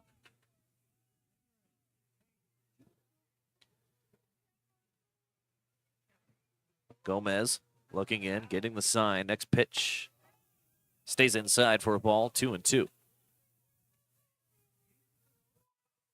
Pioneer Faithful thought that was strike 3. No such luck. Still one more pitch before the count is full. Still one more ball, 2-2. Swung on, hit in the air, left center. Going over is Jenkins. It's going to go all the way over to left field and get into the glove of Ben Kern, and that'll end the inning. 3 up, 3 down once again. 7 straight set down by the Pioneers. We'll take a break. Bottom half of inning number 5 coming your way next. You're watching this game on the Front Range League Network and listening to Pios Baseball on KNEB.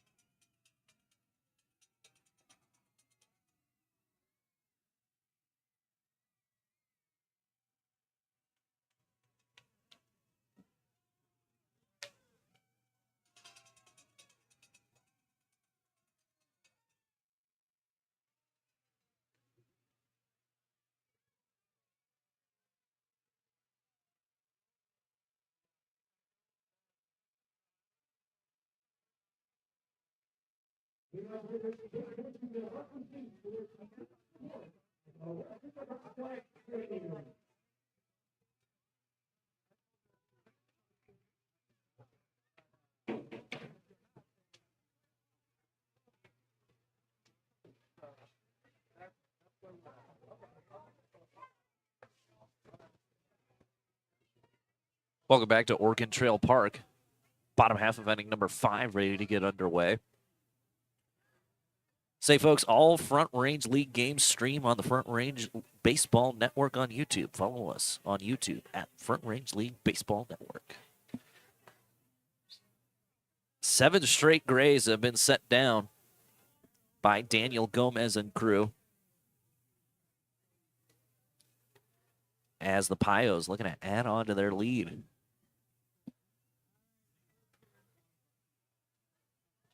After Luis Quintero knocked a single in the bottom half of inning number 4. So it'll be the top third of the order due up here for Western Nebraska. Tanner Lancaster will be the one to get us started. He's 0 for 2 today. He's had a couple of pop-outs. Like to change that.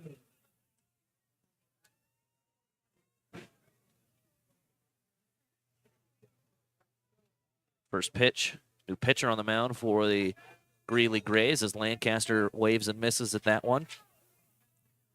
New pitcher on the mound is Keegan Randall from Nampa, Idaho. Attends Centralia College out in Washington. Swing and a miss by Lancaster, and it's 0-2.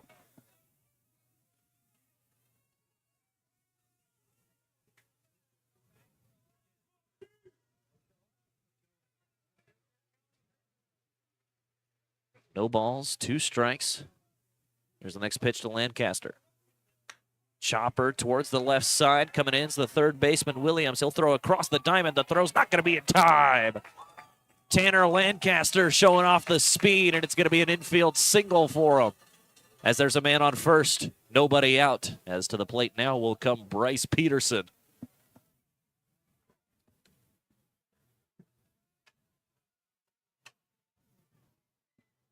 Get on the board early. Coming into this game, Lancaster was hitting 600. As next up will be Bryce Peterson. Peterson's also had a hot start to the day.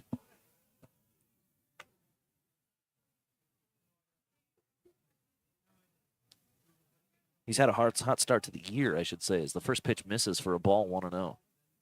Lancaster, standard lead off of first. Pitch stays high, 2-0.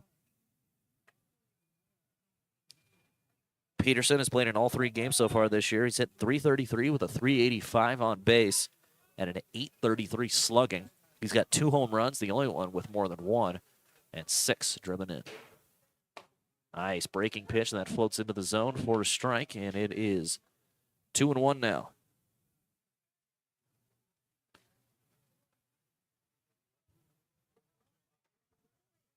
2-1 the count. Check on Lancaster. He'll dive back safely.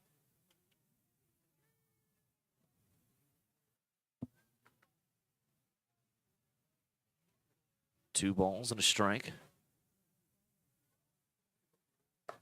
Randall pumps another one in there, and it's 3-1 now.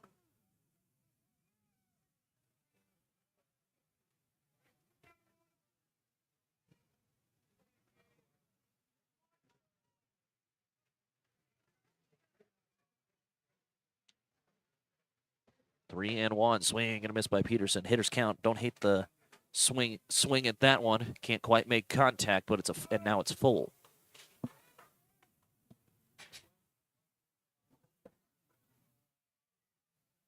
Peterson 0 for 1, grounded out and walked in his two tries today.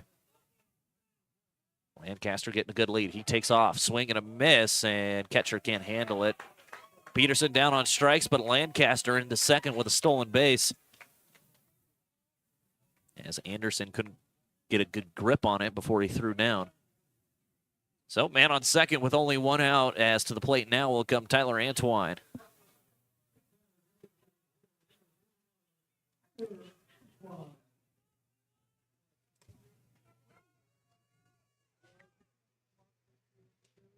So,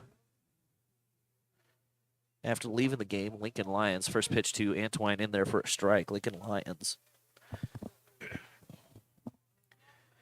finishes the day giving up just 4 hits, 3 runs, all 3 of them earned. Finishes the day with 5 strikeouts as the next pitch to Antwine misses down and away. Ball on a strike to him now.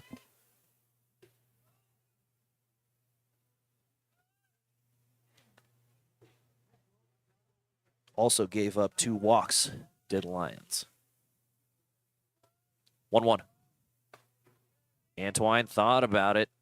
Didn't go around, says Kyle Higley behind the plate. Check over at Mason Bosia in the field. He says he didn't swing either. Hitters count now here for Antwine. Swung on, hit back, foul. 2-2 now here for the Pios.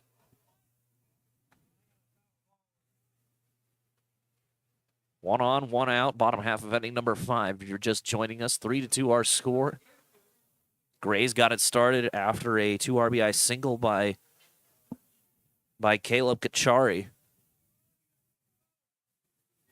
Pioneers were able to cut that in half in the bottom of the third after Luis Quintero, as Tyler Antwine's going to go down looking.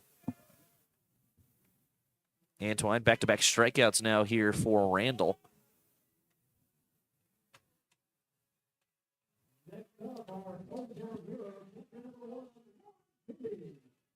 Into the bottom of the third for the Pioneers. Quintero led things off with a double. Then he tried to steal third, kind of got caught in a rundown. And then an errant throw from the shortstop ended up into the dugout of the Pioneers, which resulted in Quintero being able to score.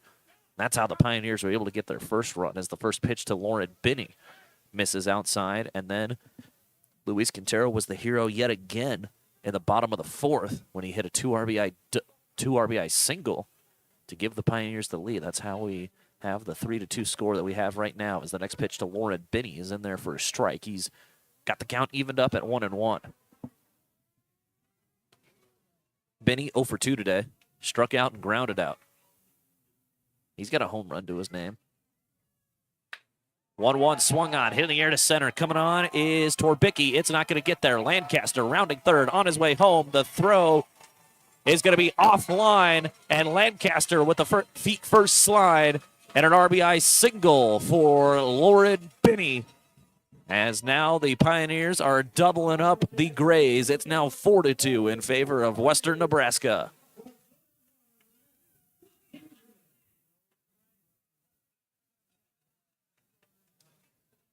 Lauren Binney on the board. Could get used to saying that. That's RBI number 3 for Lauren Binney on the year. Next to hit will be Jackson McFarland, as the first pitch catches the inner corner for a strike. It's 0-1. McFarland mentioned he's a guy that's been kind of struggling a little bit to start, but I think he might be breaking out of it as he had a double his last time up. Strikeout and a double to his name here in this one. 0-1 to him, top chopped foul. Back behind the plate, 0-2 now.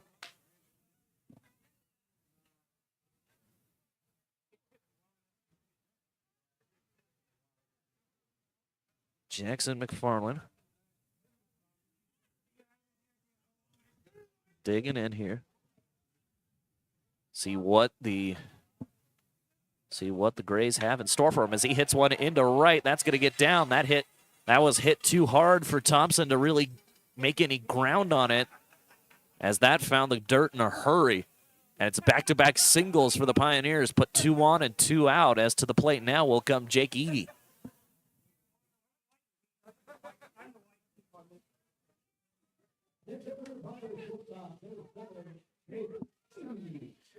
Eady had a single his last time up. Pios would like that one again. 1 for 2 is Eady as the first pitch to him misses. He's from Storm Lake, Iowa. Attends Buena Vista right there in Storm Lake. This year he played in 43 games back in Storm Lake as he swings and misses at that pitch 1-1. He hit .241 with a .335 on base, .270 slugging, and 12 driven in for him on the year. 1-1, runners go, and no throws to either base, so both guys will move up a base as the next pitch was also in there for a strike, so Eady down 1-2.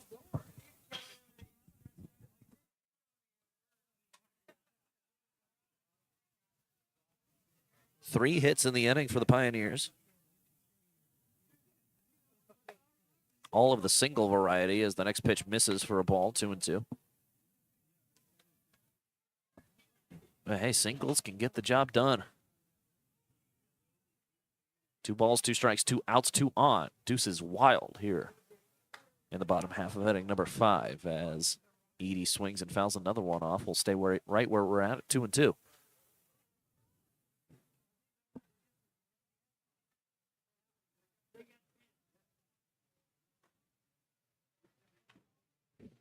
Two and 2.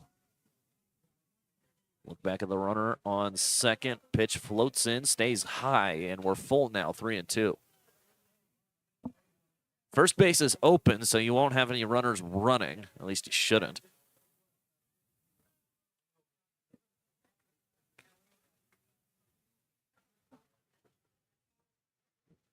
Here comes the 3-2. That stays up and away, and that's why you don't have the runners running. And it's going to be a walk, and the base is loaded now here with 2 out in the inning.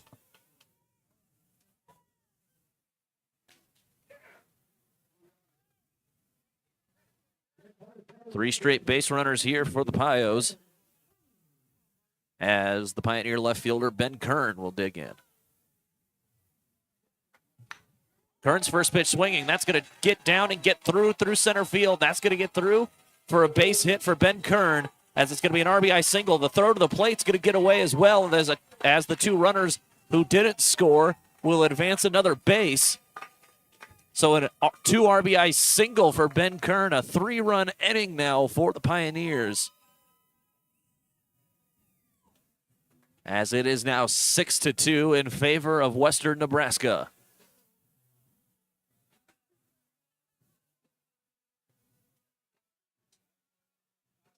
Yeah, Benny and McFarland were scoring anyway. The throw to the plate was up the first base line. Got all the way to the backstop. As next to hit will be Luis Quintero. First pitch misses high to him. It's a ball 1-0.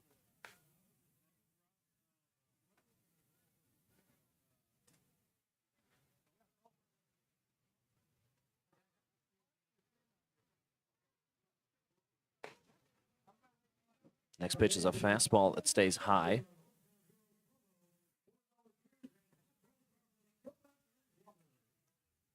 Quintero 2 for 2 today.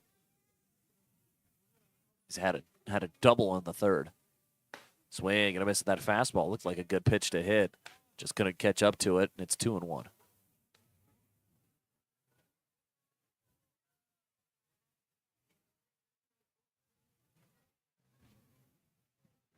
2-1 to Quintero is swung on and hit back foul. Will stay even at 2-2.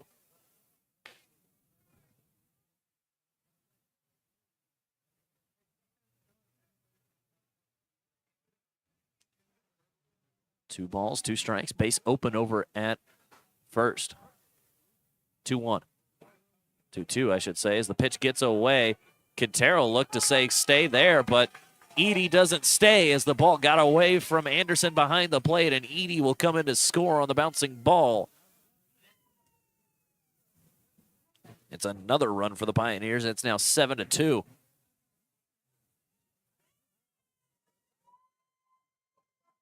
Full count pitch coming. Payoff pitch on its way. Too high, ball 4, and Quintero draws a walk.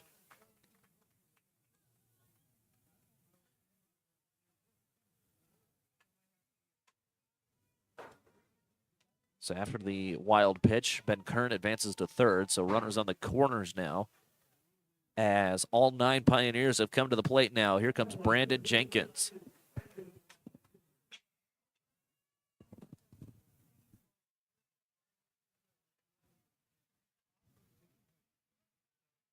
Here's the first pitch to Jenkins. Quintero breaks for second. Throw is going to be not in time. And runner breaks for home. He'll slide in. Looked like a late slide, but it's going to work anyway as Ben Kern, the old Little League play. Wait for him to throw it to second and then run home. And it worked that time. As Kern in to score, it's now 8-2.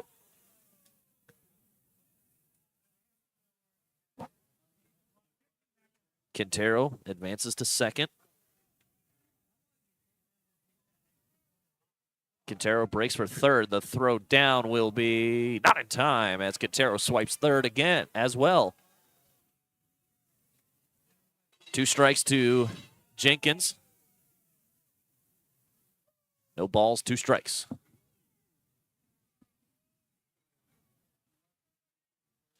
0-2, stays low and away. 1-2 now.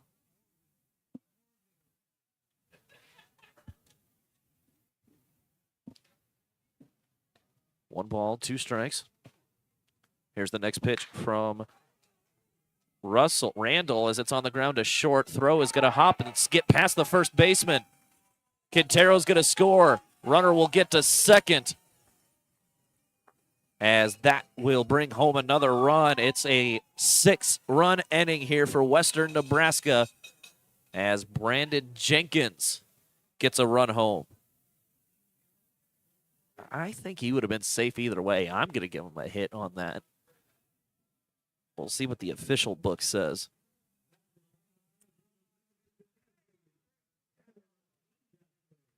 As next to hit here will be Tanner Lancaster.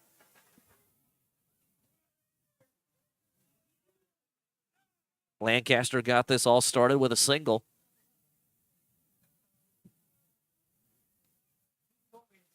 Swing and a miss at the first pitch. It's 0-1. 2 outs here in the bottom half of inning number 5. 6 runs have come in to score for the Pioneers in this one, giving us the score where we're at 9-2.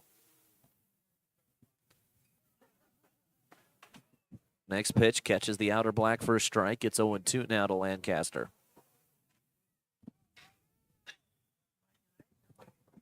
That single was his first hit of the ball game. 1 for 3. See if he can make it 2 for 4. 0-2. Runner breaks for third. And Lancaster swings and pops it foul. And Jenkins will have to go back.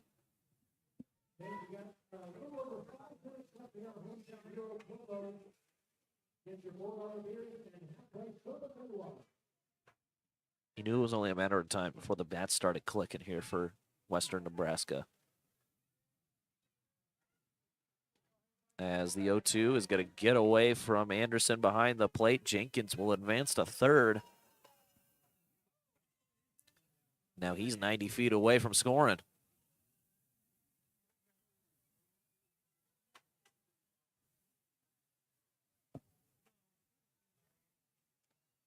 Nine runs, 6 hits, 1 error, the line for the Pioneers.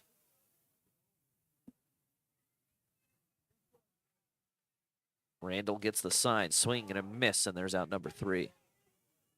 Lancaster down on strikes, but 6 runs coming to score for Western Nebraska here in the bottom half of inning number 5. We'll go to the top of the 6th. It's 9-2 in favor of Western Nebraska. You're watching on the Front Range League Network and listening to Pioneer Baseball on KNEB.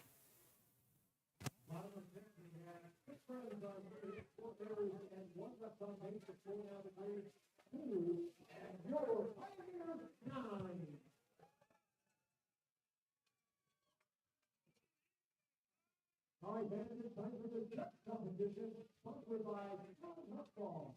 Ladies and gentlemen, down to the field by the dugout. They are presented. Take it away, Greeley. All right, fans, I'm here with. The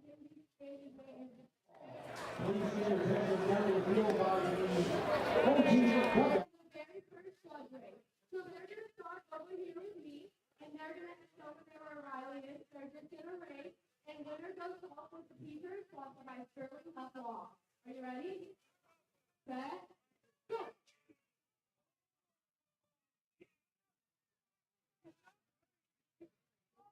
Looks like we have a win. And then it will go one day.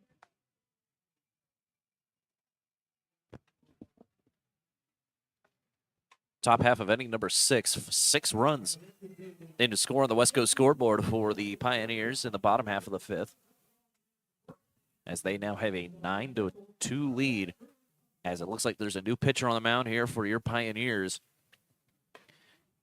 as it is none other than Carter Champy out there on the bump here to begin the 6th inning. Champy from New Bern, North Carolina, plays D1 ball at Maryland Eastern Shore.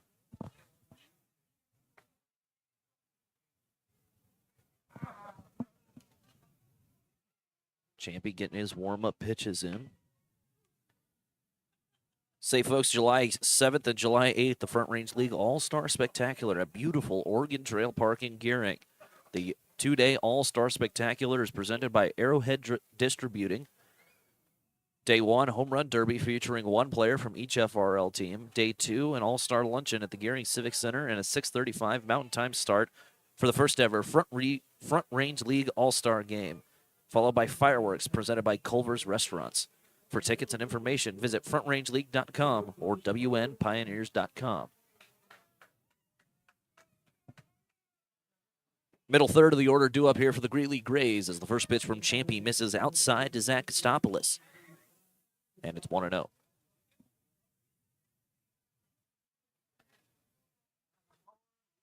Tell you more about Maryland Eastern Shore as the next pitch is hard hit towards the shortstop, Jake Eady. Can't react in time, and he'll get through for a base knock.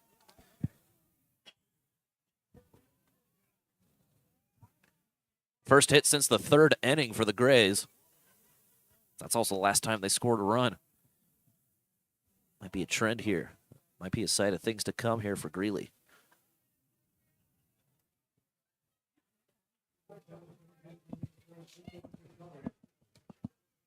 After that single, Owen Kachari, or Caleb Kachari. I don't know where I keep getting Owen from. Chopper up the first base line, gets foul.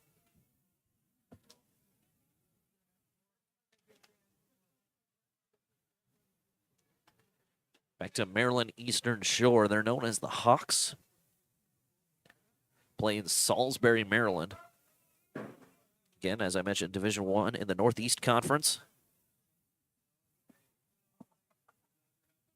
As Champy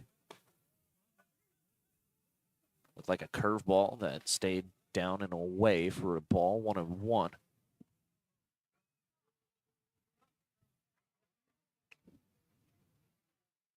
Kachari 1 for 2 today, struck out and then hit a single in the 3rd. That was an RBI single in the 3rd as the next pitch is in there for a strike, and it's 1-2.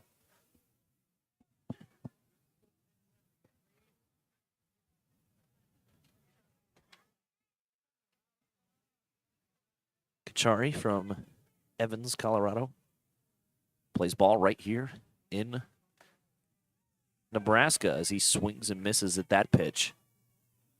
And that's the first out of the inning. For strikeout for Champy.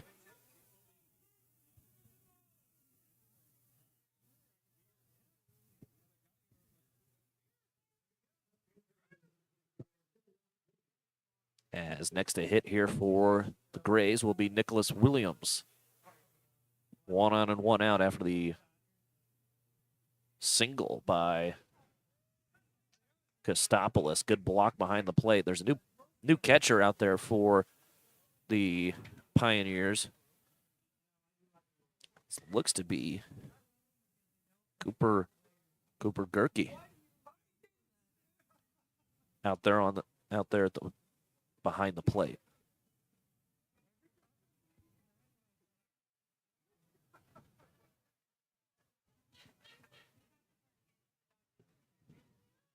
Williams digs in. He is 0 for 1 today.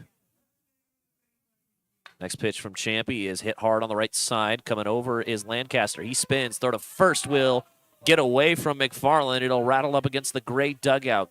Gerke has to run over and corral it as the runner Kostopoulos will get all the way to third base after that. As looks like they will hit the Pioneers with an error on that one, so call it an E4.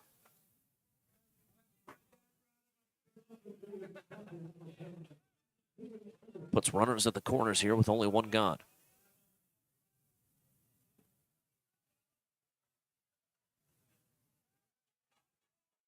And an appeal down to pickoff move was pretty close. But they'll say Williams dove back in safely. Next to hit for the Grays will be Caden Anderson.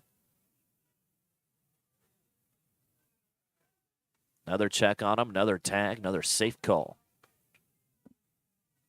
Runners on the corners, 1 out. Top half of inning number 6. 9-2 our score in favor of the Western Nebraska Pioneers.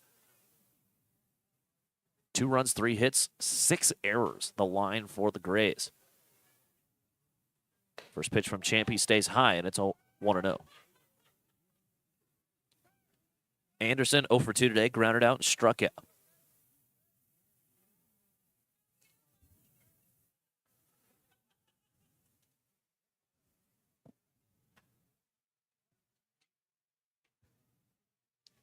Champy keeping a close eye, check on the runner, dives back safely.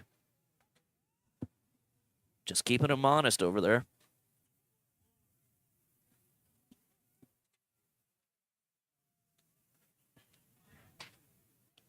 One and 0 the count still. Here's the next pitch from Champy. Fastball swung on, hit down the right field side. Going over is Quintero. He'll catch it on the line, throw in. Don't want to run on him as that throw took the catcher up the line. Nice throw from Luis Quintero.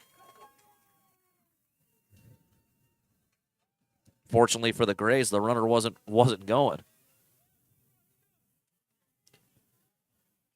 So Anderson out. As Scott Thompson will be the next to hit.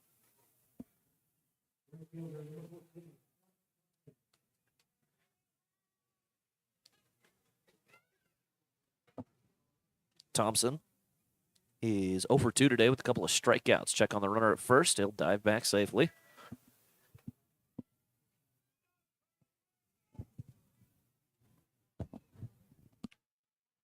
No, you're not stuck in a time loop. He just keeps checking on first.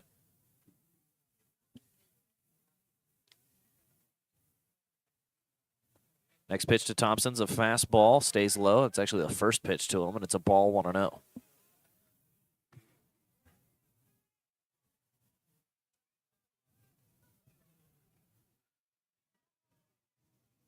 Runners on the corners, 2 outs. Be big here for the Pioneers if they can keep runners off the base here. Runners off the plate. As a check on the runner over at first again, another close one. Still able to stay safe though.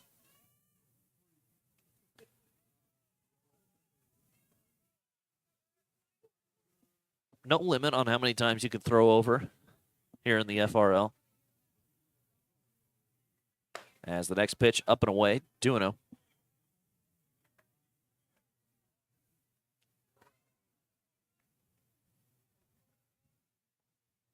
Good hitters count here for Thompson, who is That is fair share of struggles against Gomez. 2-0 from Champion on its way. Fastball hit back foul, and it's 2-1. Williams was running. He'll have to go back.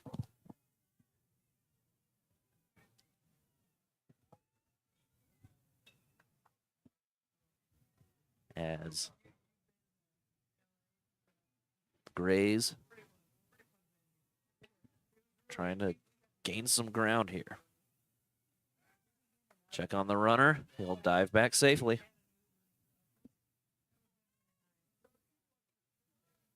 Trying to get something going here are the Grays. Maybe a little bit of two-out rally action. Hitters count. Here's the 2-1. Fastball, runner breaks for second, pumped down. Now they got a man caught in a rundown. Throw to the third baseman covering, and he is going to be out. Nice job there as the runner on third, that was Kostopoulos. He was firing it down the line the whole way and just could not get out of it. Did not even wait for a throw down to second, as they'll leave them scoreless here in the top half of the inning. 9-2 in favor of the Pioneers. Pioneers back up to hit when we come back. You're watching on the Front Range League Network and listening to the Pioneers here on KNEB. On the West Coast scoreboard, Pioneers 2, Pioneers 9, Grays 2. We'll be back.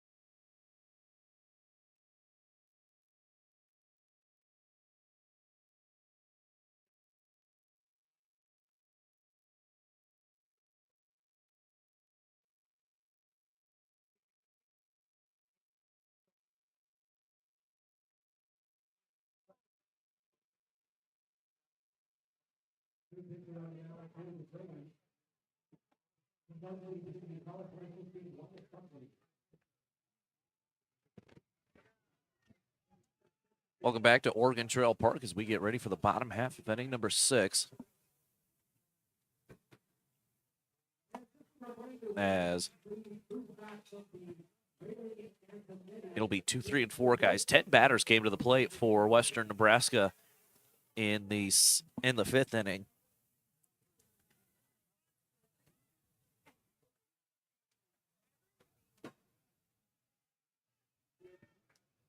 As try to get something going here. We're pushing in on that mercy rule. As the first pitch bounces to the plate, new pitcher on the mound for the Greeley Grays. As it looks like that's number 15, Wyatt Buckley, out there on the mound. He's from Sterling, Colorado, and attends Garden City Community College over in Kansas. So he's a sidearm guy.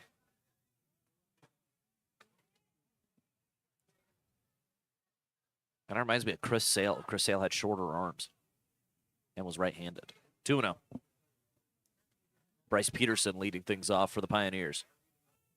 2-0, up and into Peterson, and now it's 3-0. Peterson 0 for 2. Walked in the third. Struck out his last time up. 3-0. Right down the chute. Peterson taking all the way, and it's 3-1.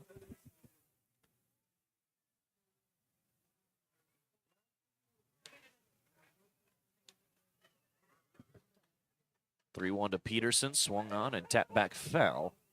3-2 now.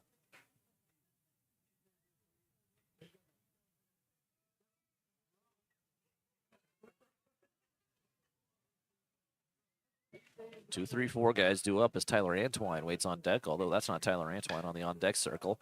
Peterson swings and hits one in the air to right. Going over is Thompson. He will find it in the lights, and he'll put it away for the out. There is one gone.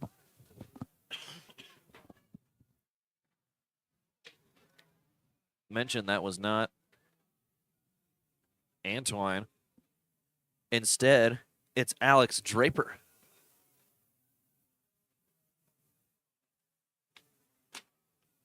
Who is out there going to be hitting for Tyler Antoine. Tyler Antoine ends his day 0 for 2 with a couple of strikeouts, although he did draw a walk in the first.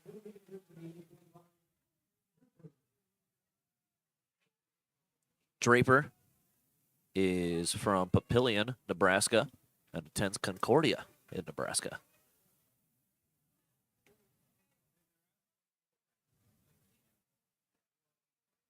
First pitch to Draper, catches the inner black for a strike. It's 0-1.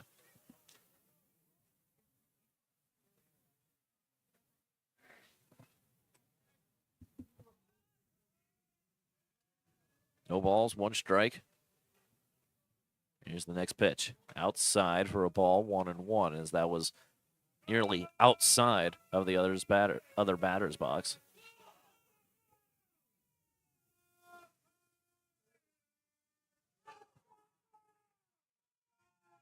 Next pitch to Draper, bounces to the plate, and now it is 2-1.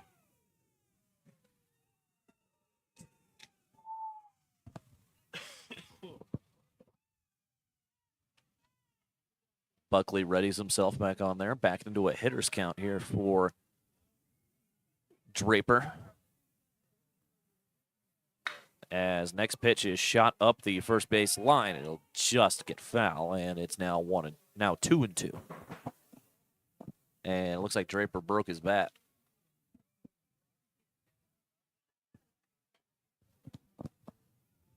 Someone tried to hand him one. He didn't want that one.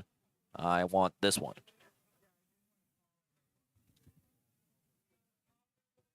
Readjust the batting gloves. Over. His last bat was black. This one is more of a traditional wood color, like a beige.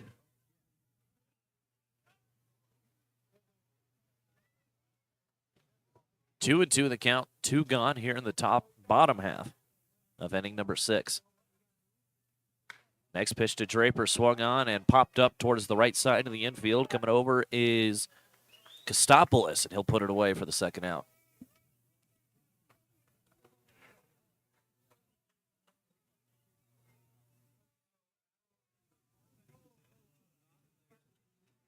So with that, next to the plate,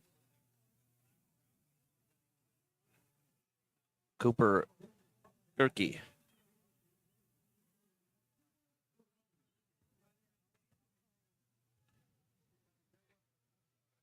Up to hit as he's first pitch swinging.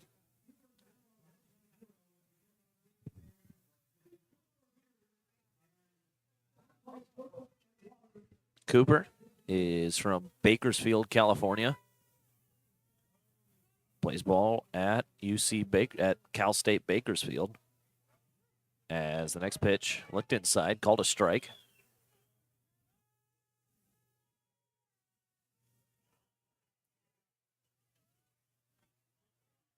No balls, 2 strikes.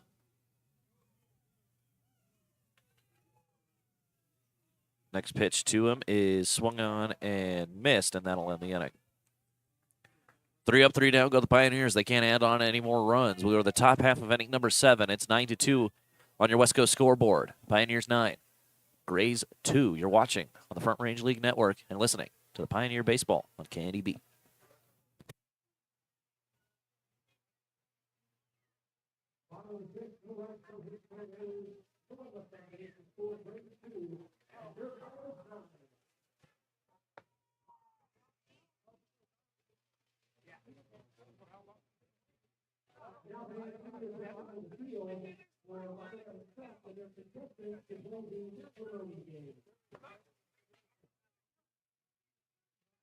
Hey, Mr. Hernandez, hey, thank you, Bill. First time video was pretty, we break up the next one game. For you that have been here before, you kind of know how this works. Call something else on television, we don't want to get sued, so we call it the next game. We have a special guest tonight. They have Royal and Churchill and Paris of our section. So number 3. So kind of what we do is we ask 2 questions about Tanner. So if the answers match on both questions, the prize is a Tanner Lancaster autographed baseball. If they lose them, well, then they don't know much about their kid. So first question. Top half of inning number 7 ready to get underway is the Greeley Grays. Trying to cut into this 7-run deficit that they have for themselves here.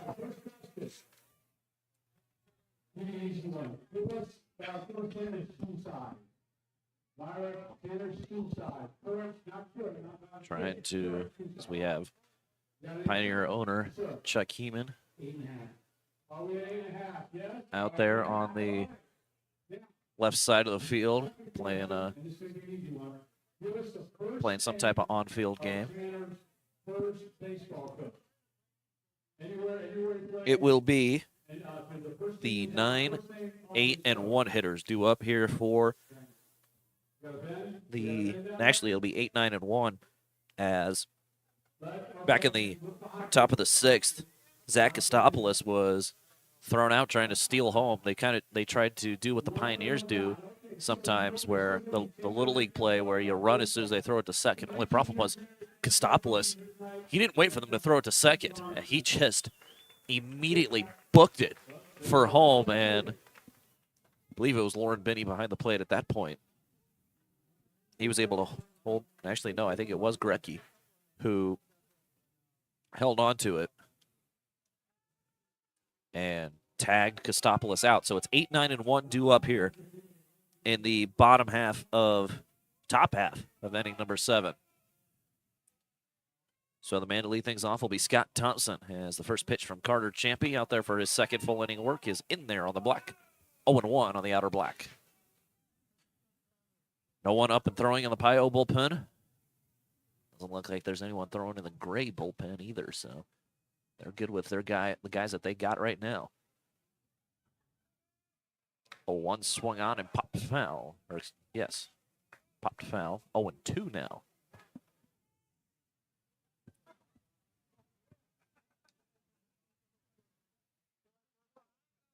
No balls, 2 strikes. Champy trying to make short work of Thompson here.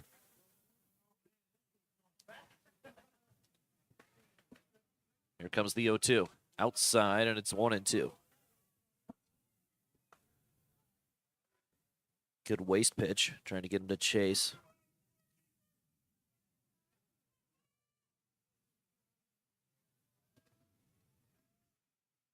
One, 2 this time. Looked good, stayed low. 2-2. Thompson, 0 for 2 today, a couple of strikeouts to his name. Trying to get a rally started here for Greeley. 2-2. Looked good. Caught the inner corner for a strike. Strike 3 looking. That's the hat trick for Thompson. As there's 1 gone.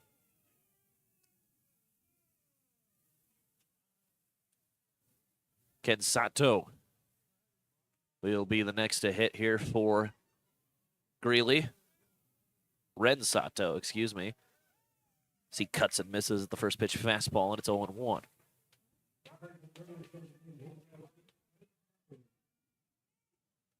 Sato, mentioned from Yokohama, Japan, plays for the Western Nebraska Community College.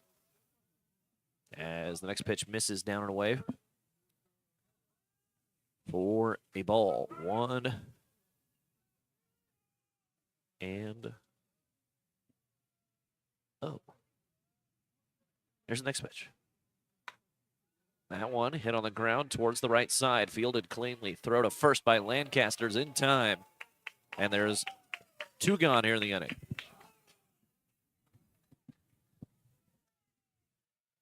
Sato down, make him 0 for 3. As next to the plate will come Cole Crosent, excuse me.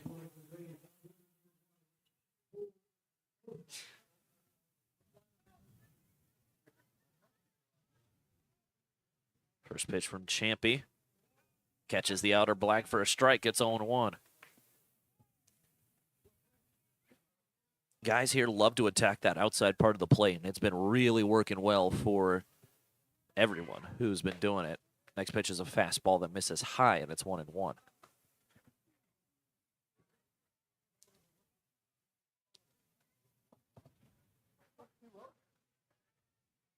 One. Looks good, is good. Right there in the zone. 1 ball, 2 strikes the count.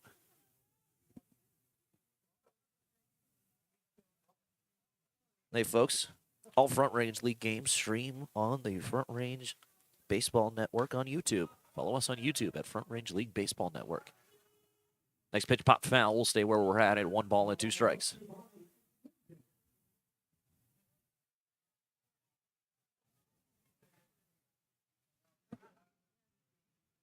One gone here in the inning. 2 gone, I should say, as the next pitch is popped foul.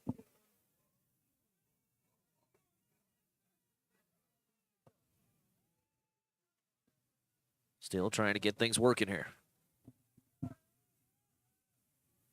Champy trying to put him away, trying to end the top of the 7th. Here's the pitch. Stayed low, apparently, and now it's going to move to 2-2 is the count.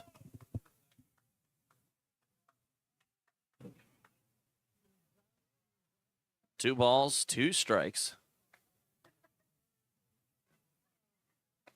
Says outside, and now we're full at 3-2.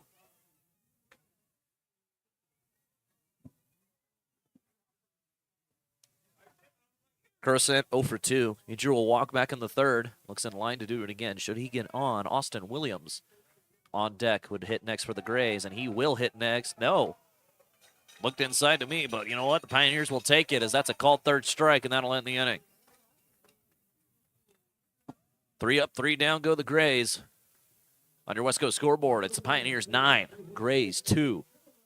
We'll take a break. You're watching on the Front Range League Network and listening to the Pios here on KNEB. We'll be back.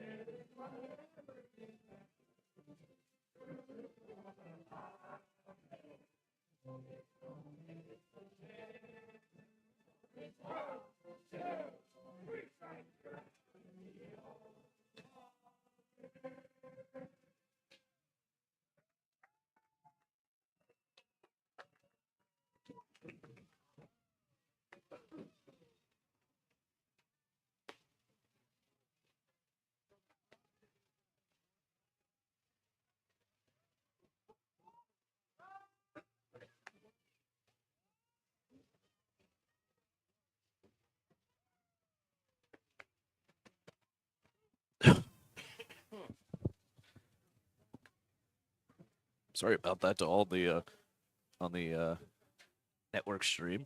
Coughed right into the mic. That's on me. Bottom half of inning number 7. We're to the point now. Should the Pios get 3 runs here, they could walk it off. As it'll be the 5, 6, and 7 guys due up for Western Nebraska. Jackson McFarland will be the one to get things started here in the 7th inning for the Pios.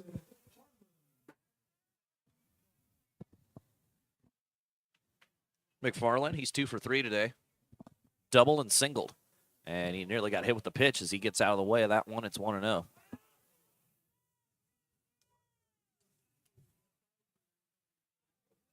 Doubled, came around to score in the 4th. Double, singled, came around to score in the 5th.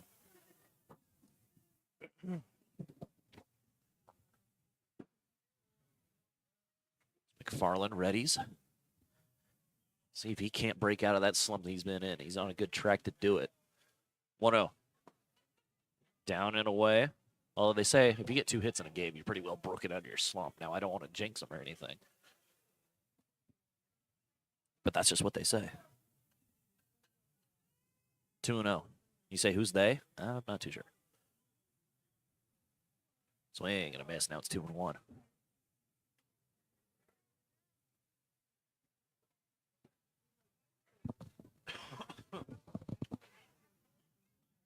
As mentioned, 5, 6, and 7 guys due up here for the Pioneers. Jake Eady waiting on deck, and in the hole is Ben Kern. Fastball swung on, hit high and deep to right center. Going back on it. Look up, look out, and get out. Jackson McFarland. Yeah, he's broken out of his slump.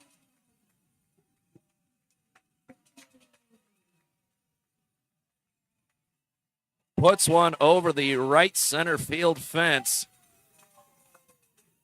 And the Pioneers add on to their lead. It's now 10-2 in favor of Western Nebraska.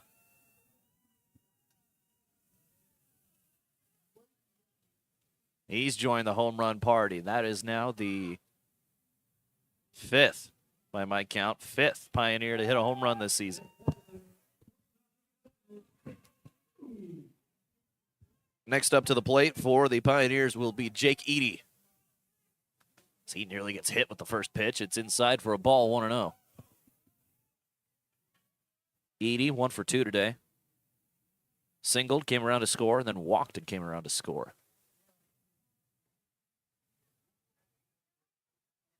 One-0. Swing and a miss, and now it's 1-1. Good pitch to hit, just got to find it.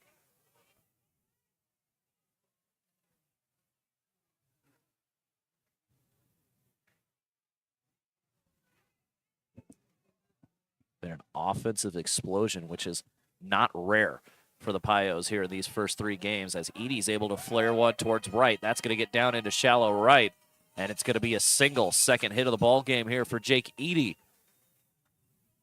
as that'll put 1 on, nobody out for the next man to hit, left fielder Ben Kern. But it looks like it's going to be someone else. Instead, to the plate is going to be Davis Goodwin. Believe both him and Cooper Grickey got here not too long ago. I think yesterday they got here to Gering, and they're here making their first appearance, making a 17-hour drive all the way from Bakersfield, excuse me. First pitch is in there for a called strike.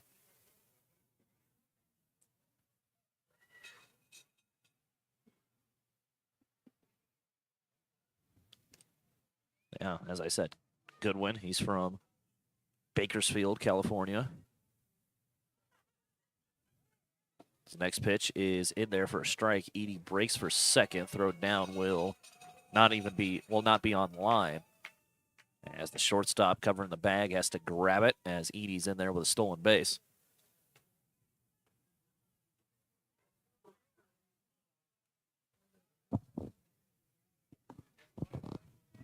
Goodwin will be attending UC Santa Barbara next year. Go Gauchos. 1 ball, 2 strikes. Here's the pitch. Inside, 2-0.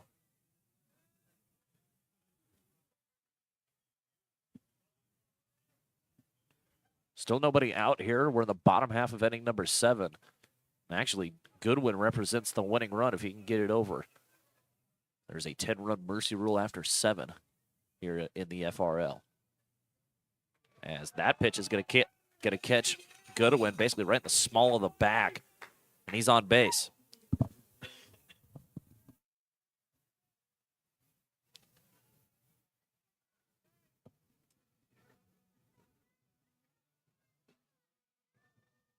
So 1 on. So still nobody out, as next to hit for the Pioneers will be Luis Quintero. He's 2 for 2 today. Doubled in the 3rd. Singled in the 4th. It was a big single, too. Brought 2 in to score to give the Pioneers their first lead. Ever since they've taken the lead in the 4th, they never gave it back, as he swings and hits a soft liner. Everyone got out of their seat here, as it sounded pretty good off the bat, but Caleb Kachari is over there to put it away for the first out of the inning. Unlucky there for Queso.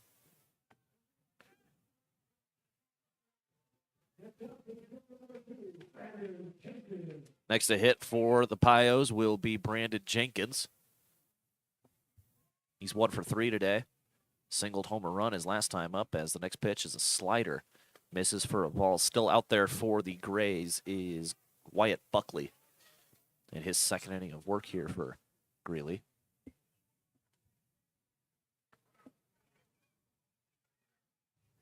Buckley readies. First and second here, 1 out. Swing and a miss, as I think Jenkins saw it a little late. Got his swing started. Looked good to hit. Just swung right through it.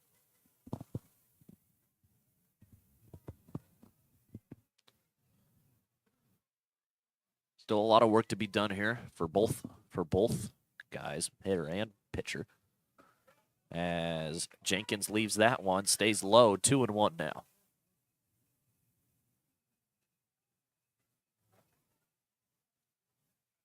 Two balls and a strike. 10-2 our score here in the bottom half of inning number 7.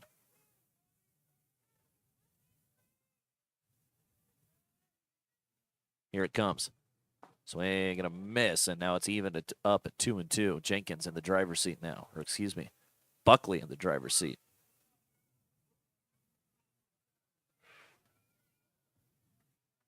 Another solid outing by Gomez. Talk about him. 10 strikeouts today through 5 innings of work for Daniel Gomez, as Jenkins swings and misses at that one. So he has a little bit of frustration tapping his bat on the dirt.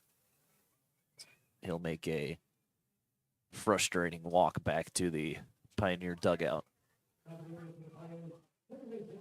2 outs in the inning. Now to the plate will come Tanner Lancaster. 5th time through the order now for the Pioneers. First pitch stays inside for a ball, 1-0.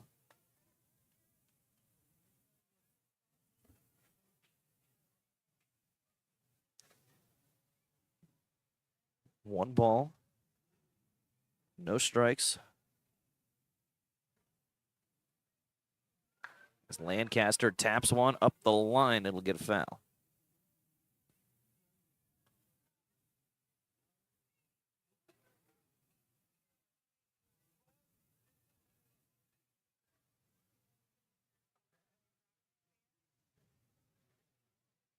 One ball, one strike. Lancaster 1 for 4 today. Singled and came around to score in the 5th. He's the one that got the 6-run 5th inning started for the Pios.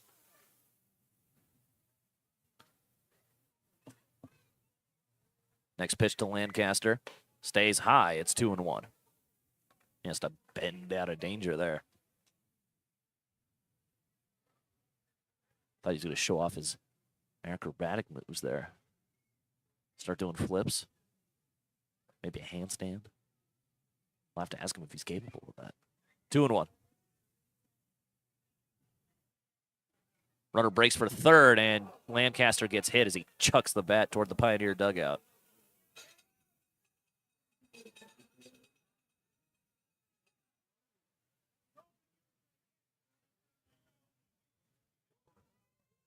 Home plate umpire Kyle Higley came out there.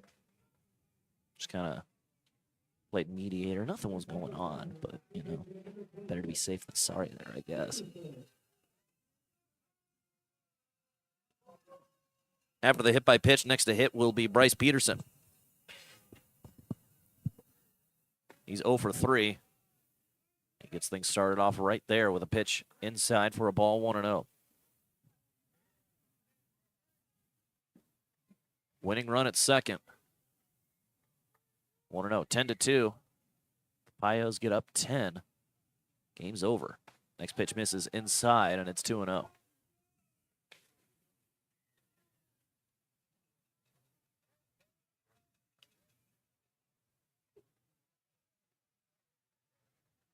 Two balls, no strikes. Hitters count all the way here for Bryce Peterson.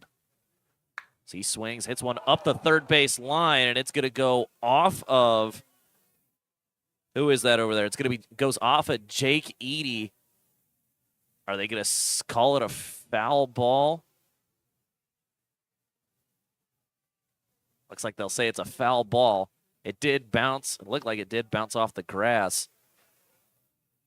Man, at least they're letting Edie, foul ball, dead ball. They're going to let Edie stay on third. They're going to say he's not out. As the next pitch to Peterson stays low for a ball, 3-1.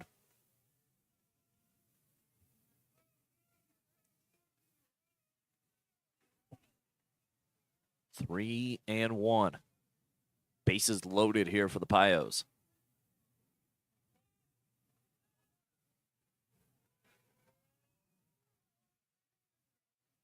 Here's the 3-1. Outside, ball 4. Edie will come in to score. Probably go get ice for that hot shot he took off his back. That's it's an RBI walk. Second walk drawn by Peterson today. As now to the plate will come Alex Draper.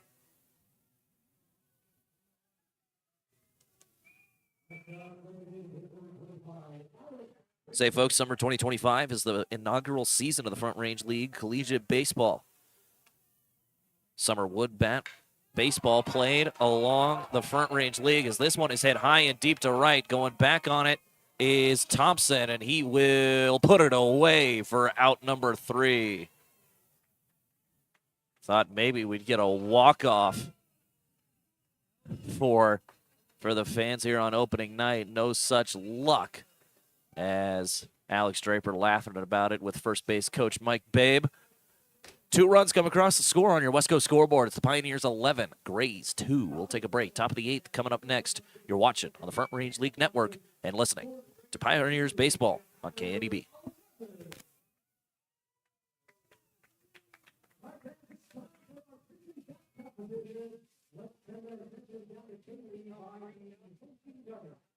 All right, fans, I'm here with our busy bat race. So we're going to start over here, race to Chuck and Hiram, with their photos on the bat, spin 10 times, and then run back. Ready, set, go.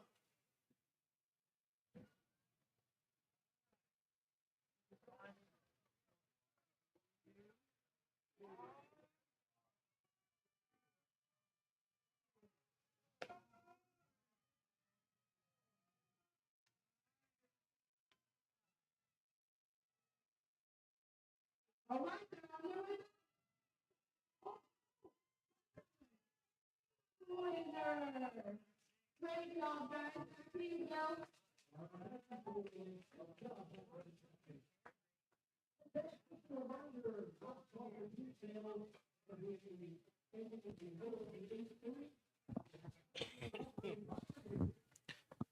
Welcome back to Oregon Trail Park. 2 runs came across the score for the Pioneers in the bottom half of inning number 7. 11-2 our score in favor of Western Nebraska. As to lead things off for the Greeley Grays. Let's see here. He's wearing number 3. Looks like it's still Austin Williams out there. Did I misread his number? I don't think it's 3. Nope, there he is right there. It is 3. Okay. Austin Williams still up there. Just couldn't find him on the roster. First pitch drops in for a strike. It's 0-1. Williams is 0 for 2 today. A couple of strikeouts. He walked and came around to score in the third. 0-1. Catches the zone, and it's 0-2. Carter Champy still out there for his third inning of work for the Pios.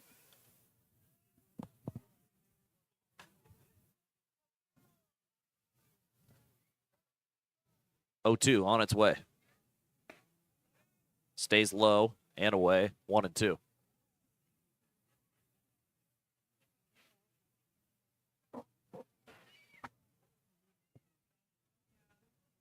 One and two the count. Champy's still way ahead here. Fastball, good block behind the plate, and it's 2-2 now.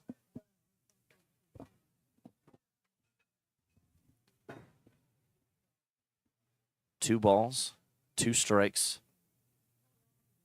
It's been all Pios since the third inning. And since the fourth, more or less. 2-2. Inside, ball 3. So from 0-2, it's now 3-2. Grays were the one that got the scoring started at the top of the third. Pioneers were able to cut the lead in half after 1 run. scored by Luis Quintero. And then more runs were knocked in by Luis Quintero as he hit a two RBI single, as there's a hot shot towards the gray dugout. A few guys over there got to make sure everyone's okay. Dust themselves off. It's all right. What do they say? Watch your lips. Yikes. Payoff pitch coming for Champy. Getting his signs. Here it comes. Swung on, hit back foul. We'll try it again. Still 3-2. After this, Peter Torbicki will be the next to hit for the Grays.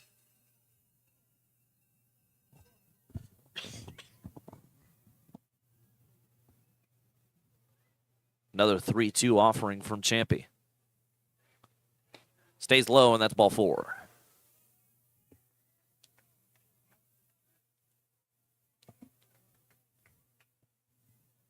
Since I got cut off last time by Alex Draper reading this, we'll go ahead and try reading this again.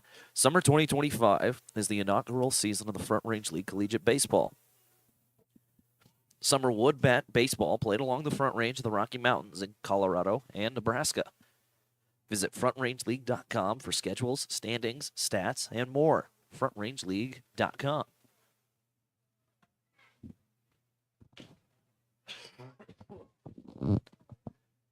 Now to the plate for the Grays will be Peter Torbicki. He is 1 for 3 today. Reached base via an error. Singled, and then flew out. First, third, and fifth.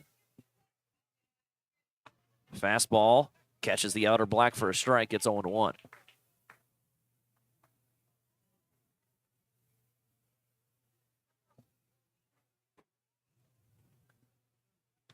No balls and a strike. As Champy trying to make quick work of this inning as the next pitch is outside for a ball, 1-1.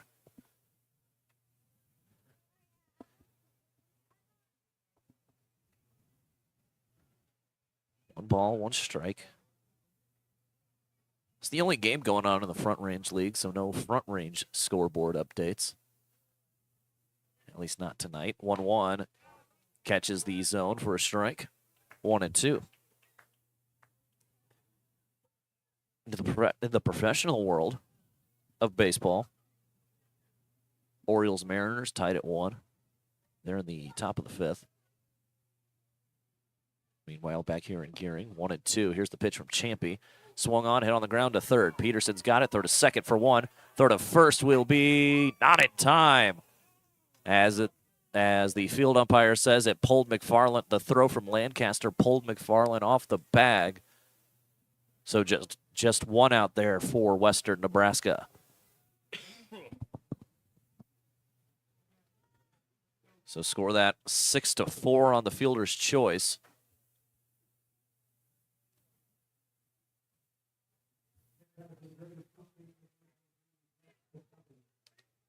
So Williams out trying to advance to second. Still a man at first with 1 out now. Zach Kostopoulos will be the next to hit. Big, good fastball that time from Champy. Kostopoulos was not sitting fastball on the first pitch. It's 0-1. Other games going on in the professional world. Giants and the Padres, 2-0 in favor of the Giants, bottom of the 5th. 1-0 from Champy, 1-0 from Champy is outside, 2-0. A's and the Twins going head-to-head. A's lead it 2-1 in the top of the 4th. And the other game going on currently, Dodgers and Mets, 4-1 in favor of the Dodgers. 2 balls, no strikes. They do end up getting an error to Lancaster on that throw on the double play attempt. Next pitch from Champy misses high, 3-0.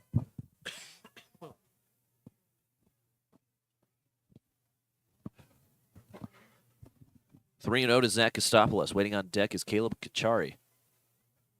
As the next pitch misses low, and that is ball 3.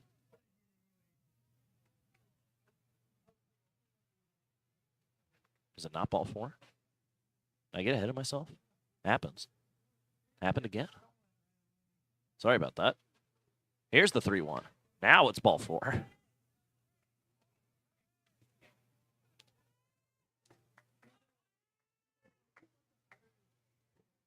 So first and second now with 2 outs. With 1 out, I should say. As Ben Einenson will come out of the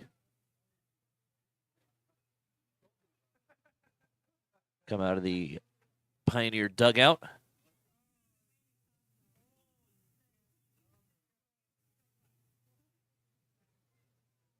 Talking with Carter Champy. There's someone in the bullpen. I think they're done warming up. No, they're not done warming up. There is someone up there throwing. Can't quite tell who that is. Looks like it's number 40, Colson Evans, up there warming up.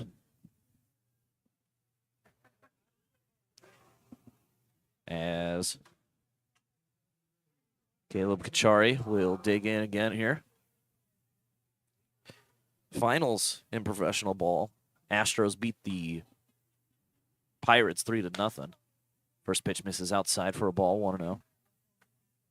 Rockies won another game. It's 2 in a row. I think 3 more. They call it a streak. They beat the Marlins 3-2. Going for the sweep tomorrow. 1-0 from Champy. Missed. Not sure where. 2-0. Gerke, like that pitch behind the plate. Saw him nod to Champy after that pitch. Here's the 2-0. Inside, look out. 3-0.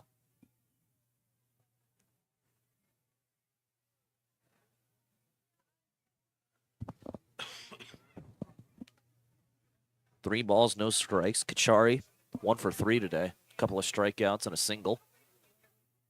3-0. Taking all the way, and it's on the inner black for a strike. It's 3-1.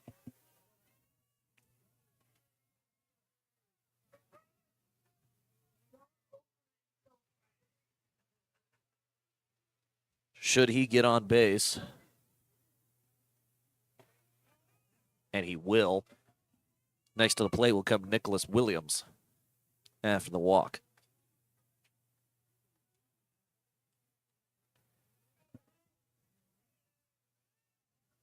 So, Nick Williams up to the plate now for the Greeley Grays as the bases are loaded with only 1 away. Kind of surprised we haven't seen him move to the bullpen here.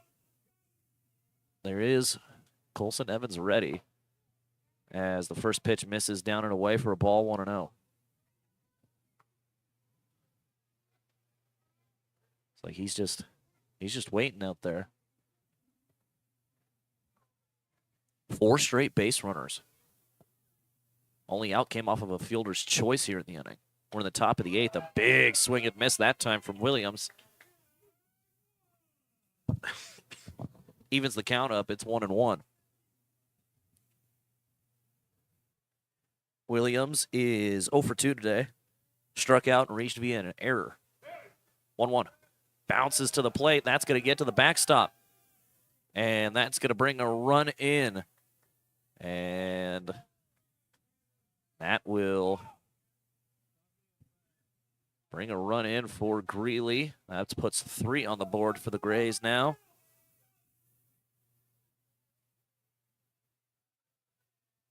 Two and 1 the count. Still no move from Easton Babe, who's standing at the top step of the dugout right now.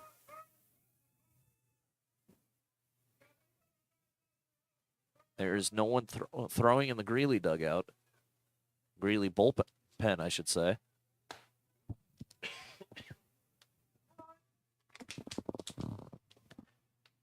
Next pitch misses down and away for a ball, 3-1.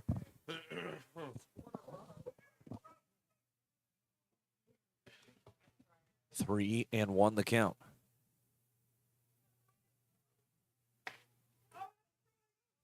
Caught the inner black for a strike. I'm sure you can hear someone yell for it there. got the benefit of the doubt. 3-2 now.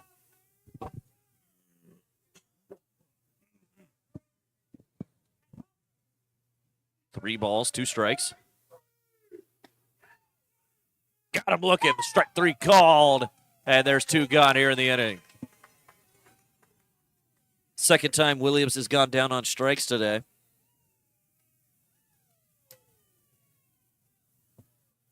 Second strikeout for Champy. As next to the plate will come Caden Anderson.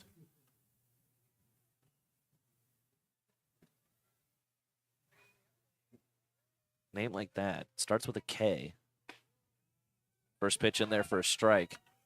Being from Cheyenne, gotta have to wonder if he's related to Keelan Anderson, who is a kicker for the University of Wyoming, who's also from Cheyenne. Keelan Anderson.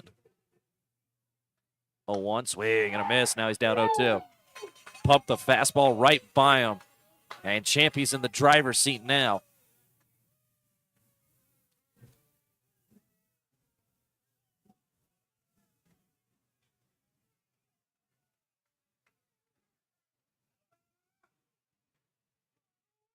Oh, 2 fastball. Got him looking. Back-to-back Ks for Carter Champy. And that will end the top half of the 8th.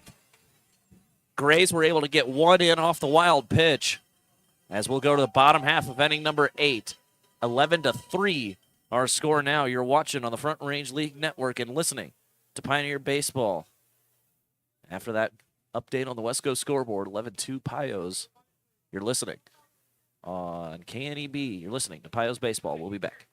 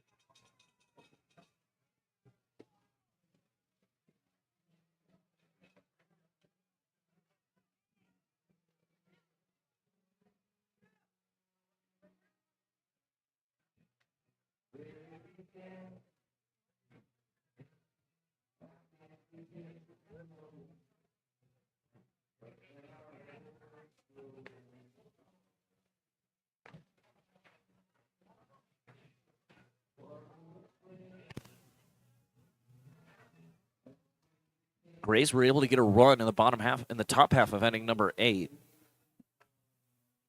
after a wild pitch from Carter Champy.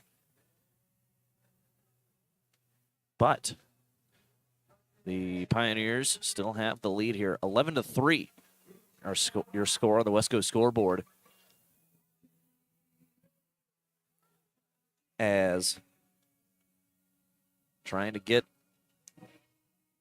maybe try to get a couple of runs across here this inning.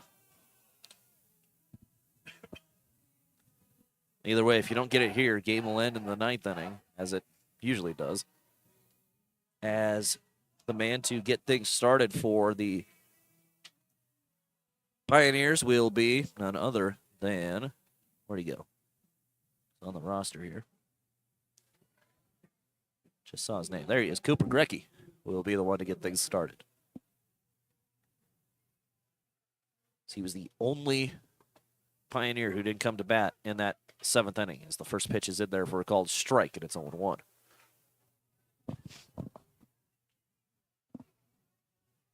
No balls and a strike.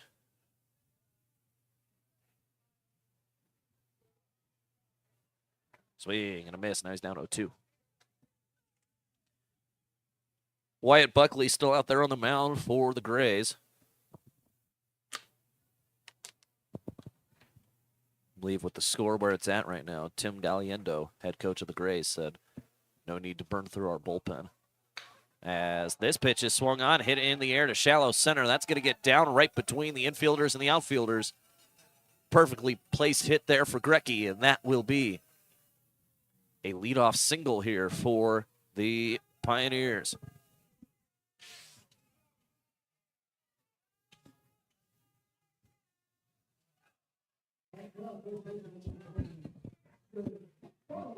Next to hit for the Pios will be Jackson McFarland. Hit a home run his last time up as the first pitch misses for a ball. It's 1-0. McFarland, 3 for 4 today. He's a triple shy of the cycle.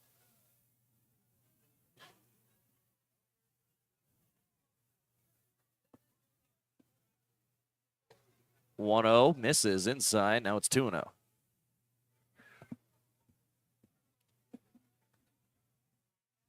Still nobody out here in the bottom half of inning number 8. If you're just joining us, you've missed a wild one. The defining moment was, of course, that bottom half of the 6th inning as McFarland rips one down the right field line. Hold on, everybody. Hold your tickets. McFarland rounding first on his way to second. Throw's going to get in too quickly to think about a cycle. And even then, the throw is going to come in quick enough to hold Greeley out there at third. So second and third now with nobody out. To the plate now will come Jake Eady. Man, he put a charge in that one, shot it right down the right field line. I thought maybe, just maybe, we had a chance at seeing a cycle. No such luck.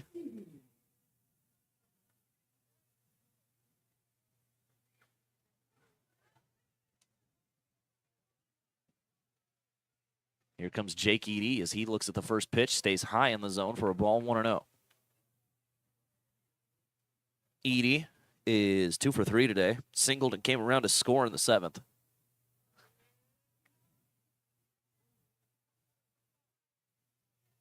One ball, no strikes. So he swings and he pops one towards the right side. Coming over is Thompson. He'll put it away. There's the first out. They'll bluff for home, and a good throw from Thompson as Anderson just had to snare it. Good throw out there in right field. Don't want to run on him. There's one gone in the inning.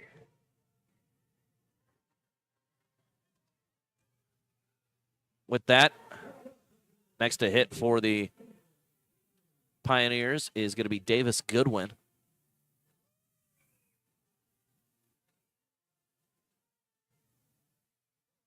He came in as a pinch hitter.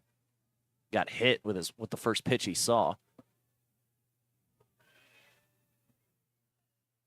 And nearly got hit again as it misses low and in.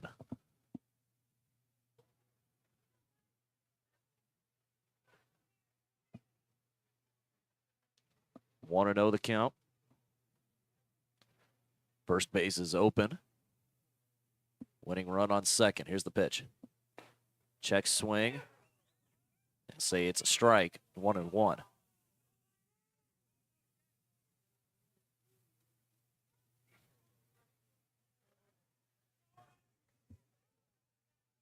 As mentioned, Goodwin got hit with a pitch in his one and only plate appearance so far tonight. Here's the 1-1. Inside for a ball, 2-1.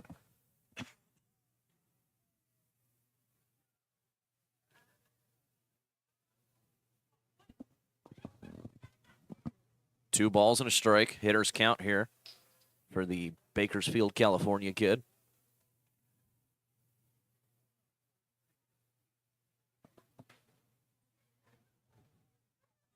Two one. Looked inside, is inside, and it's 3-1.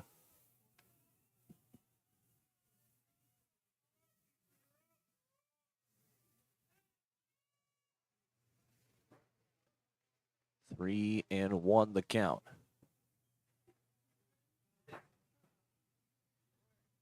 Goodwin sees what's coming. Here's the pitch. Outside, and that's ball 4. That'll load the bases.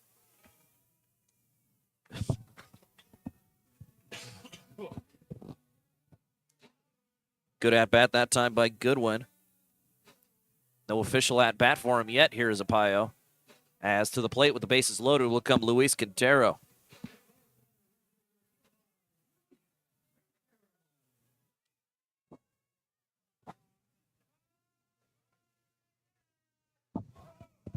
Quintero, he is 2 for 3 today.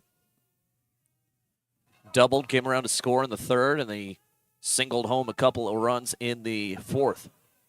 He also walked and came around to score in the fifth. Just 3, 4, and 5. He was cooking in those innings. 1-0. Swing and a miss. That was a good pitch to hit. Believe just kind of pulled the string on him there with the changeup.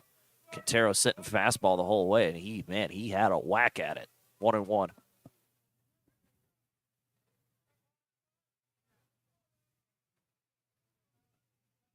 One ball, one strike.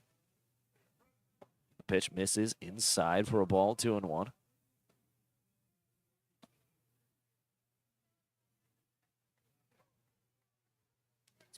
Again, just a lot of offense for the Pioneers here in this one, and the Pioneers there's been no shortage of offense for them so far to start the year. 4 games in, and they've scored double digits in 3 of them. Quintero swings and knocks one foul. 2-2. They're also flirting with getting both of their wins via the mercy rule.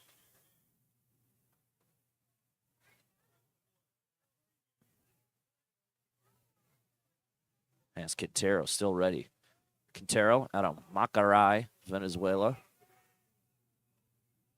He swings and pops one up towards the right side. Coming over is Kachari. He'll put it away for out number 2. Pop out to the shortstop for Quintero. As next to hit will come Brandon Jenkins. Jenkins, 1 for 4 today. Singled homer run back in the 5th. He's first pitch swinging. That one will get on the ground to first. Fielded by Kostopoulos, and the throw into home, and it's going to get out. It's going to become errant, and that will plate 2 runs. Make it 13-3. And that should do it. Yep, that will do it here in Gering. It's a walk-off single for Brandon Jenkins, showing off the wheels as he was able to beat that one out, but from Kostopoulos. Walk-off single for Brandon Jenkins, and the Pioneers walk it off. Your score on the West Coast scoreboard, the Western Nebraska Pioneers 13, the Greeley Grays 3. When we come back, we'll have the Runza postgame show. We'll go over, recap what happened in this one, pick a player of the game, and then talk about what to expect next out of the Pioneers. When we come back, it'll be the Runza postgame show. 13-3. You're watching on the Front Range League Baseball Network, and you're listening on KNEB.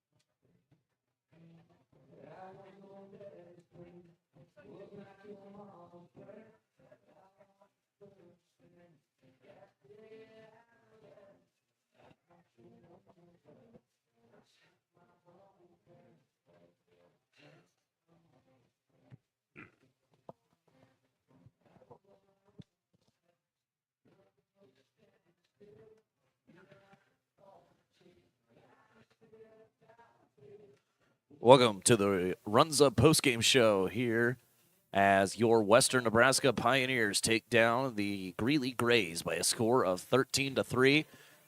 Pioneers improve to 2-2 on the year, and the Grays will unfortunately fall to 0-2 on the year. Let's go ahead and give you a recap and talk about how we got to this point. Both starters came out dealing to begin the ball game, as neither team was able to get a hit in the first 2 innings. The game started out with a strikeout, back-to-back strikeouts being thrown by Daniel Gomez. He's the one that got the start for your Western Nebraska Pioneers. Couple of strikeouts, then third batter reached via an error, and then a pop-out. The fly-out to end the first inning. Then the Pioneers weren't that much luck, didn't have that much luck either, as Tanner Lancaster popped out. Line out by Bryce Peterson.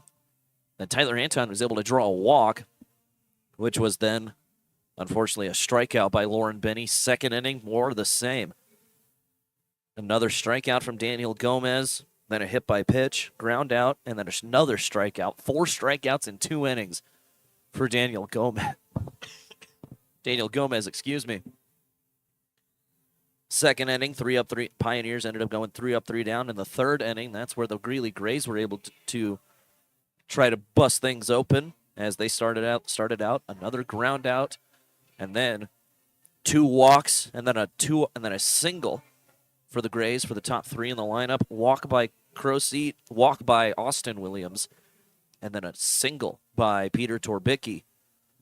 Then Gomez kind of found his stride again. Another strikeout. That would be his 5th. But then it was Caleb Kachari who got it started offensively for Greeley. He got the 2 RBI single. That would be their only runs until the 8th inning. As a 2 RBI single from Kachari, and then the inning-ending strikeout in the third inning, and then in the third inning, Pioneers were able to answer a bit as Luis Quintero got it started with a double, leadoff double for Quintero, and then a lot of confusion where Quintero kind of bluffed for third, had a throwback to second, where Quintero was already between second and third when the catcher threw to second. So as the catcher threw to second, Quintero broke for third. Then the throw from the shortstop trying to get Quintero going for third ended up going into the Pioneer dugout. A weird set of circumstances to get the Pioneers' first run, but that's how they got their first run. Grays would go 3 up, 3 down as Daniel Gomez struck out the side in the 4th inning. Bottom of the 4th is where the Pioneers really started to get things going. Ground out by Benny, turned into a double by McFarland. Jake Eady had a single, and then a 2 RBI single from Luis Quintero is what got it going. Then in the 5th inning, it was another 3 up, 3 down inning. 7 straight retired by the Pios in the 5th after the 5th inning. Then the 5th inning is really where things really got broken open for the Pioneers. 10 batters came to the plate. 6 came across the score, as it was all singles and walks that got the job done. RBI single from Benny that brought Lancaster into score. 2 RBI single from Ben Kern. Another RBI single from Brandon Jenkins. 6 into score for Western Nebraska. Then both teams were held scoreless in the 6th. Top of the 7th, again, the Grays were held scoreless. Then in the bottom of the 7th for the Pioneers, a solo shot to lead things off from Jackson McFarland. Got them 1 run, and then Bryce Peterson was able to draw a walk to bring in another run. Grays tried to keep it alive in the 8th inning. They were able to get 1 run in off of a wild pitch, but Brandon Jenkins got the job done, ended the game an inning early, as he was able to hit an RBI single to walk things off via mercy. Final in 8 innings. Pioneers 13, Grays 3. When we come back, we'll pick a player of the game for the Pioneers. You're watching on the Front Range League Network, and you're listening to the Runs Up Postgame Show on KNEB. This is Pioneers Baseball.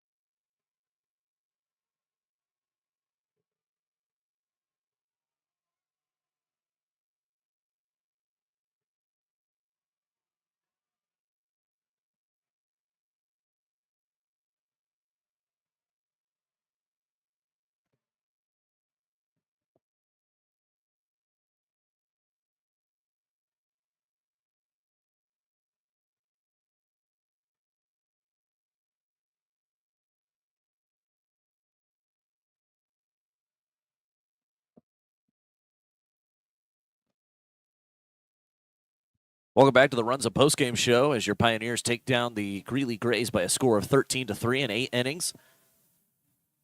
Let's go ahead and pick our player of the game for this one. For this, I think there's not much question. All the credit to Daniel Gomez, who had an amazing start. 10 strikeouts, would be the player of the game if this guy hadn't gone 3/4 of the way to the cycle and also 3 extra base hits. Your player of the game is going to be none other than the man out of Terre Haute, Indiana, Jackson McFarland, is your player of the game for tonight, where he went 4 for 5, double, single, home run, and then another double that I thought had a chance at him turning it into a triple, as it was right up the first base line. If it could just get more legs and just get all the way into the corner, but a good play out there in right field kept him from getting that cycle. But still an amazing performance. 3 extra base hits, 2 doubles, and a home run for Jackson McFarland. He is tonight's player of the game as the Western Nebraska Pioneers take down the Greeley Grays by a score of 13-3. When we come back, we'll go ahead and give you a look at what's coming up next for the Western Nebraska Pioneers, and then we'll let you out of here. You're watching on the Front Range League Network. You're also listening to the Runs Up Postgame Show here on KNEB. This is Pios Baseball.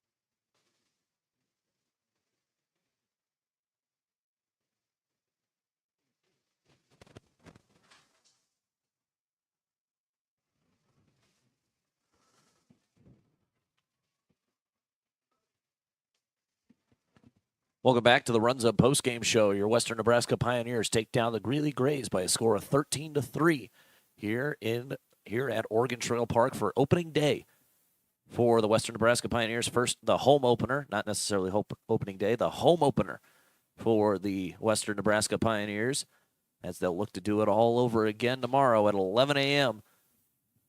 as they will play the second of two games against these Greeley Gray squad. Then they'll have a day off on Thursday. And then a weekend 3-game set against the Boulder 64s. Friday, Saturday, and Sunday, the Pioneers take on the red-hot Boulder 64s as they'll come into town. Then to round things off, start of next week, they go on the road, take on the El Paso County Miracles. But that's about a week out, and we're worried about what's happening next. So, yeah, join us next time, tomorrow morning, 11 a.m. Be on the air around 10:45. 10:45 in the morning, get ready for game 2 of 2 against the Greeley Grays. For Chuck Heeman, Myra Heeman, everyone involved with the Western Nebraska Pioneers, as well as everyone involved at KNEB, and also a big from Thad Anderson, Director of Broadcasting for the Front Range League, and everyone else involved with broadcasting the Front Range League. Thank you for watching. Thank you for listening. This has been Logan Hunter. Can't wait to do it all over tomorrow, you guys. Thanks for listening. We'll be back tomorrow. This has been Western Nebraska Pioneer Baseball.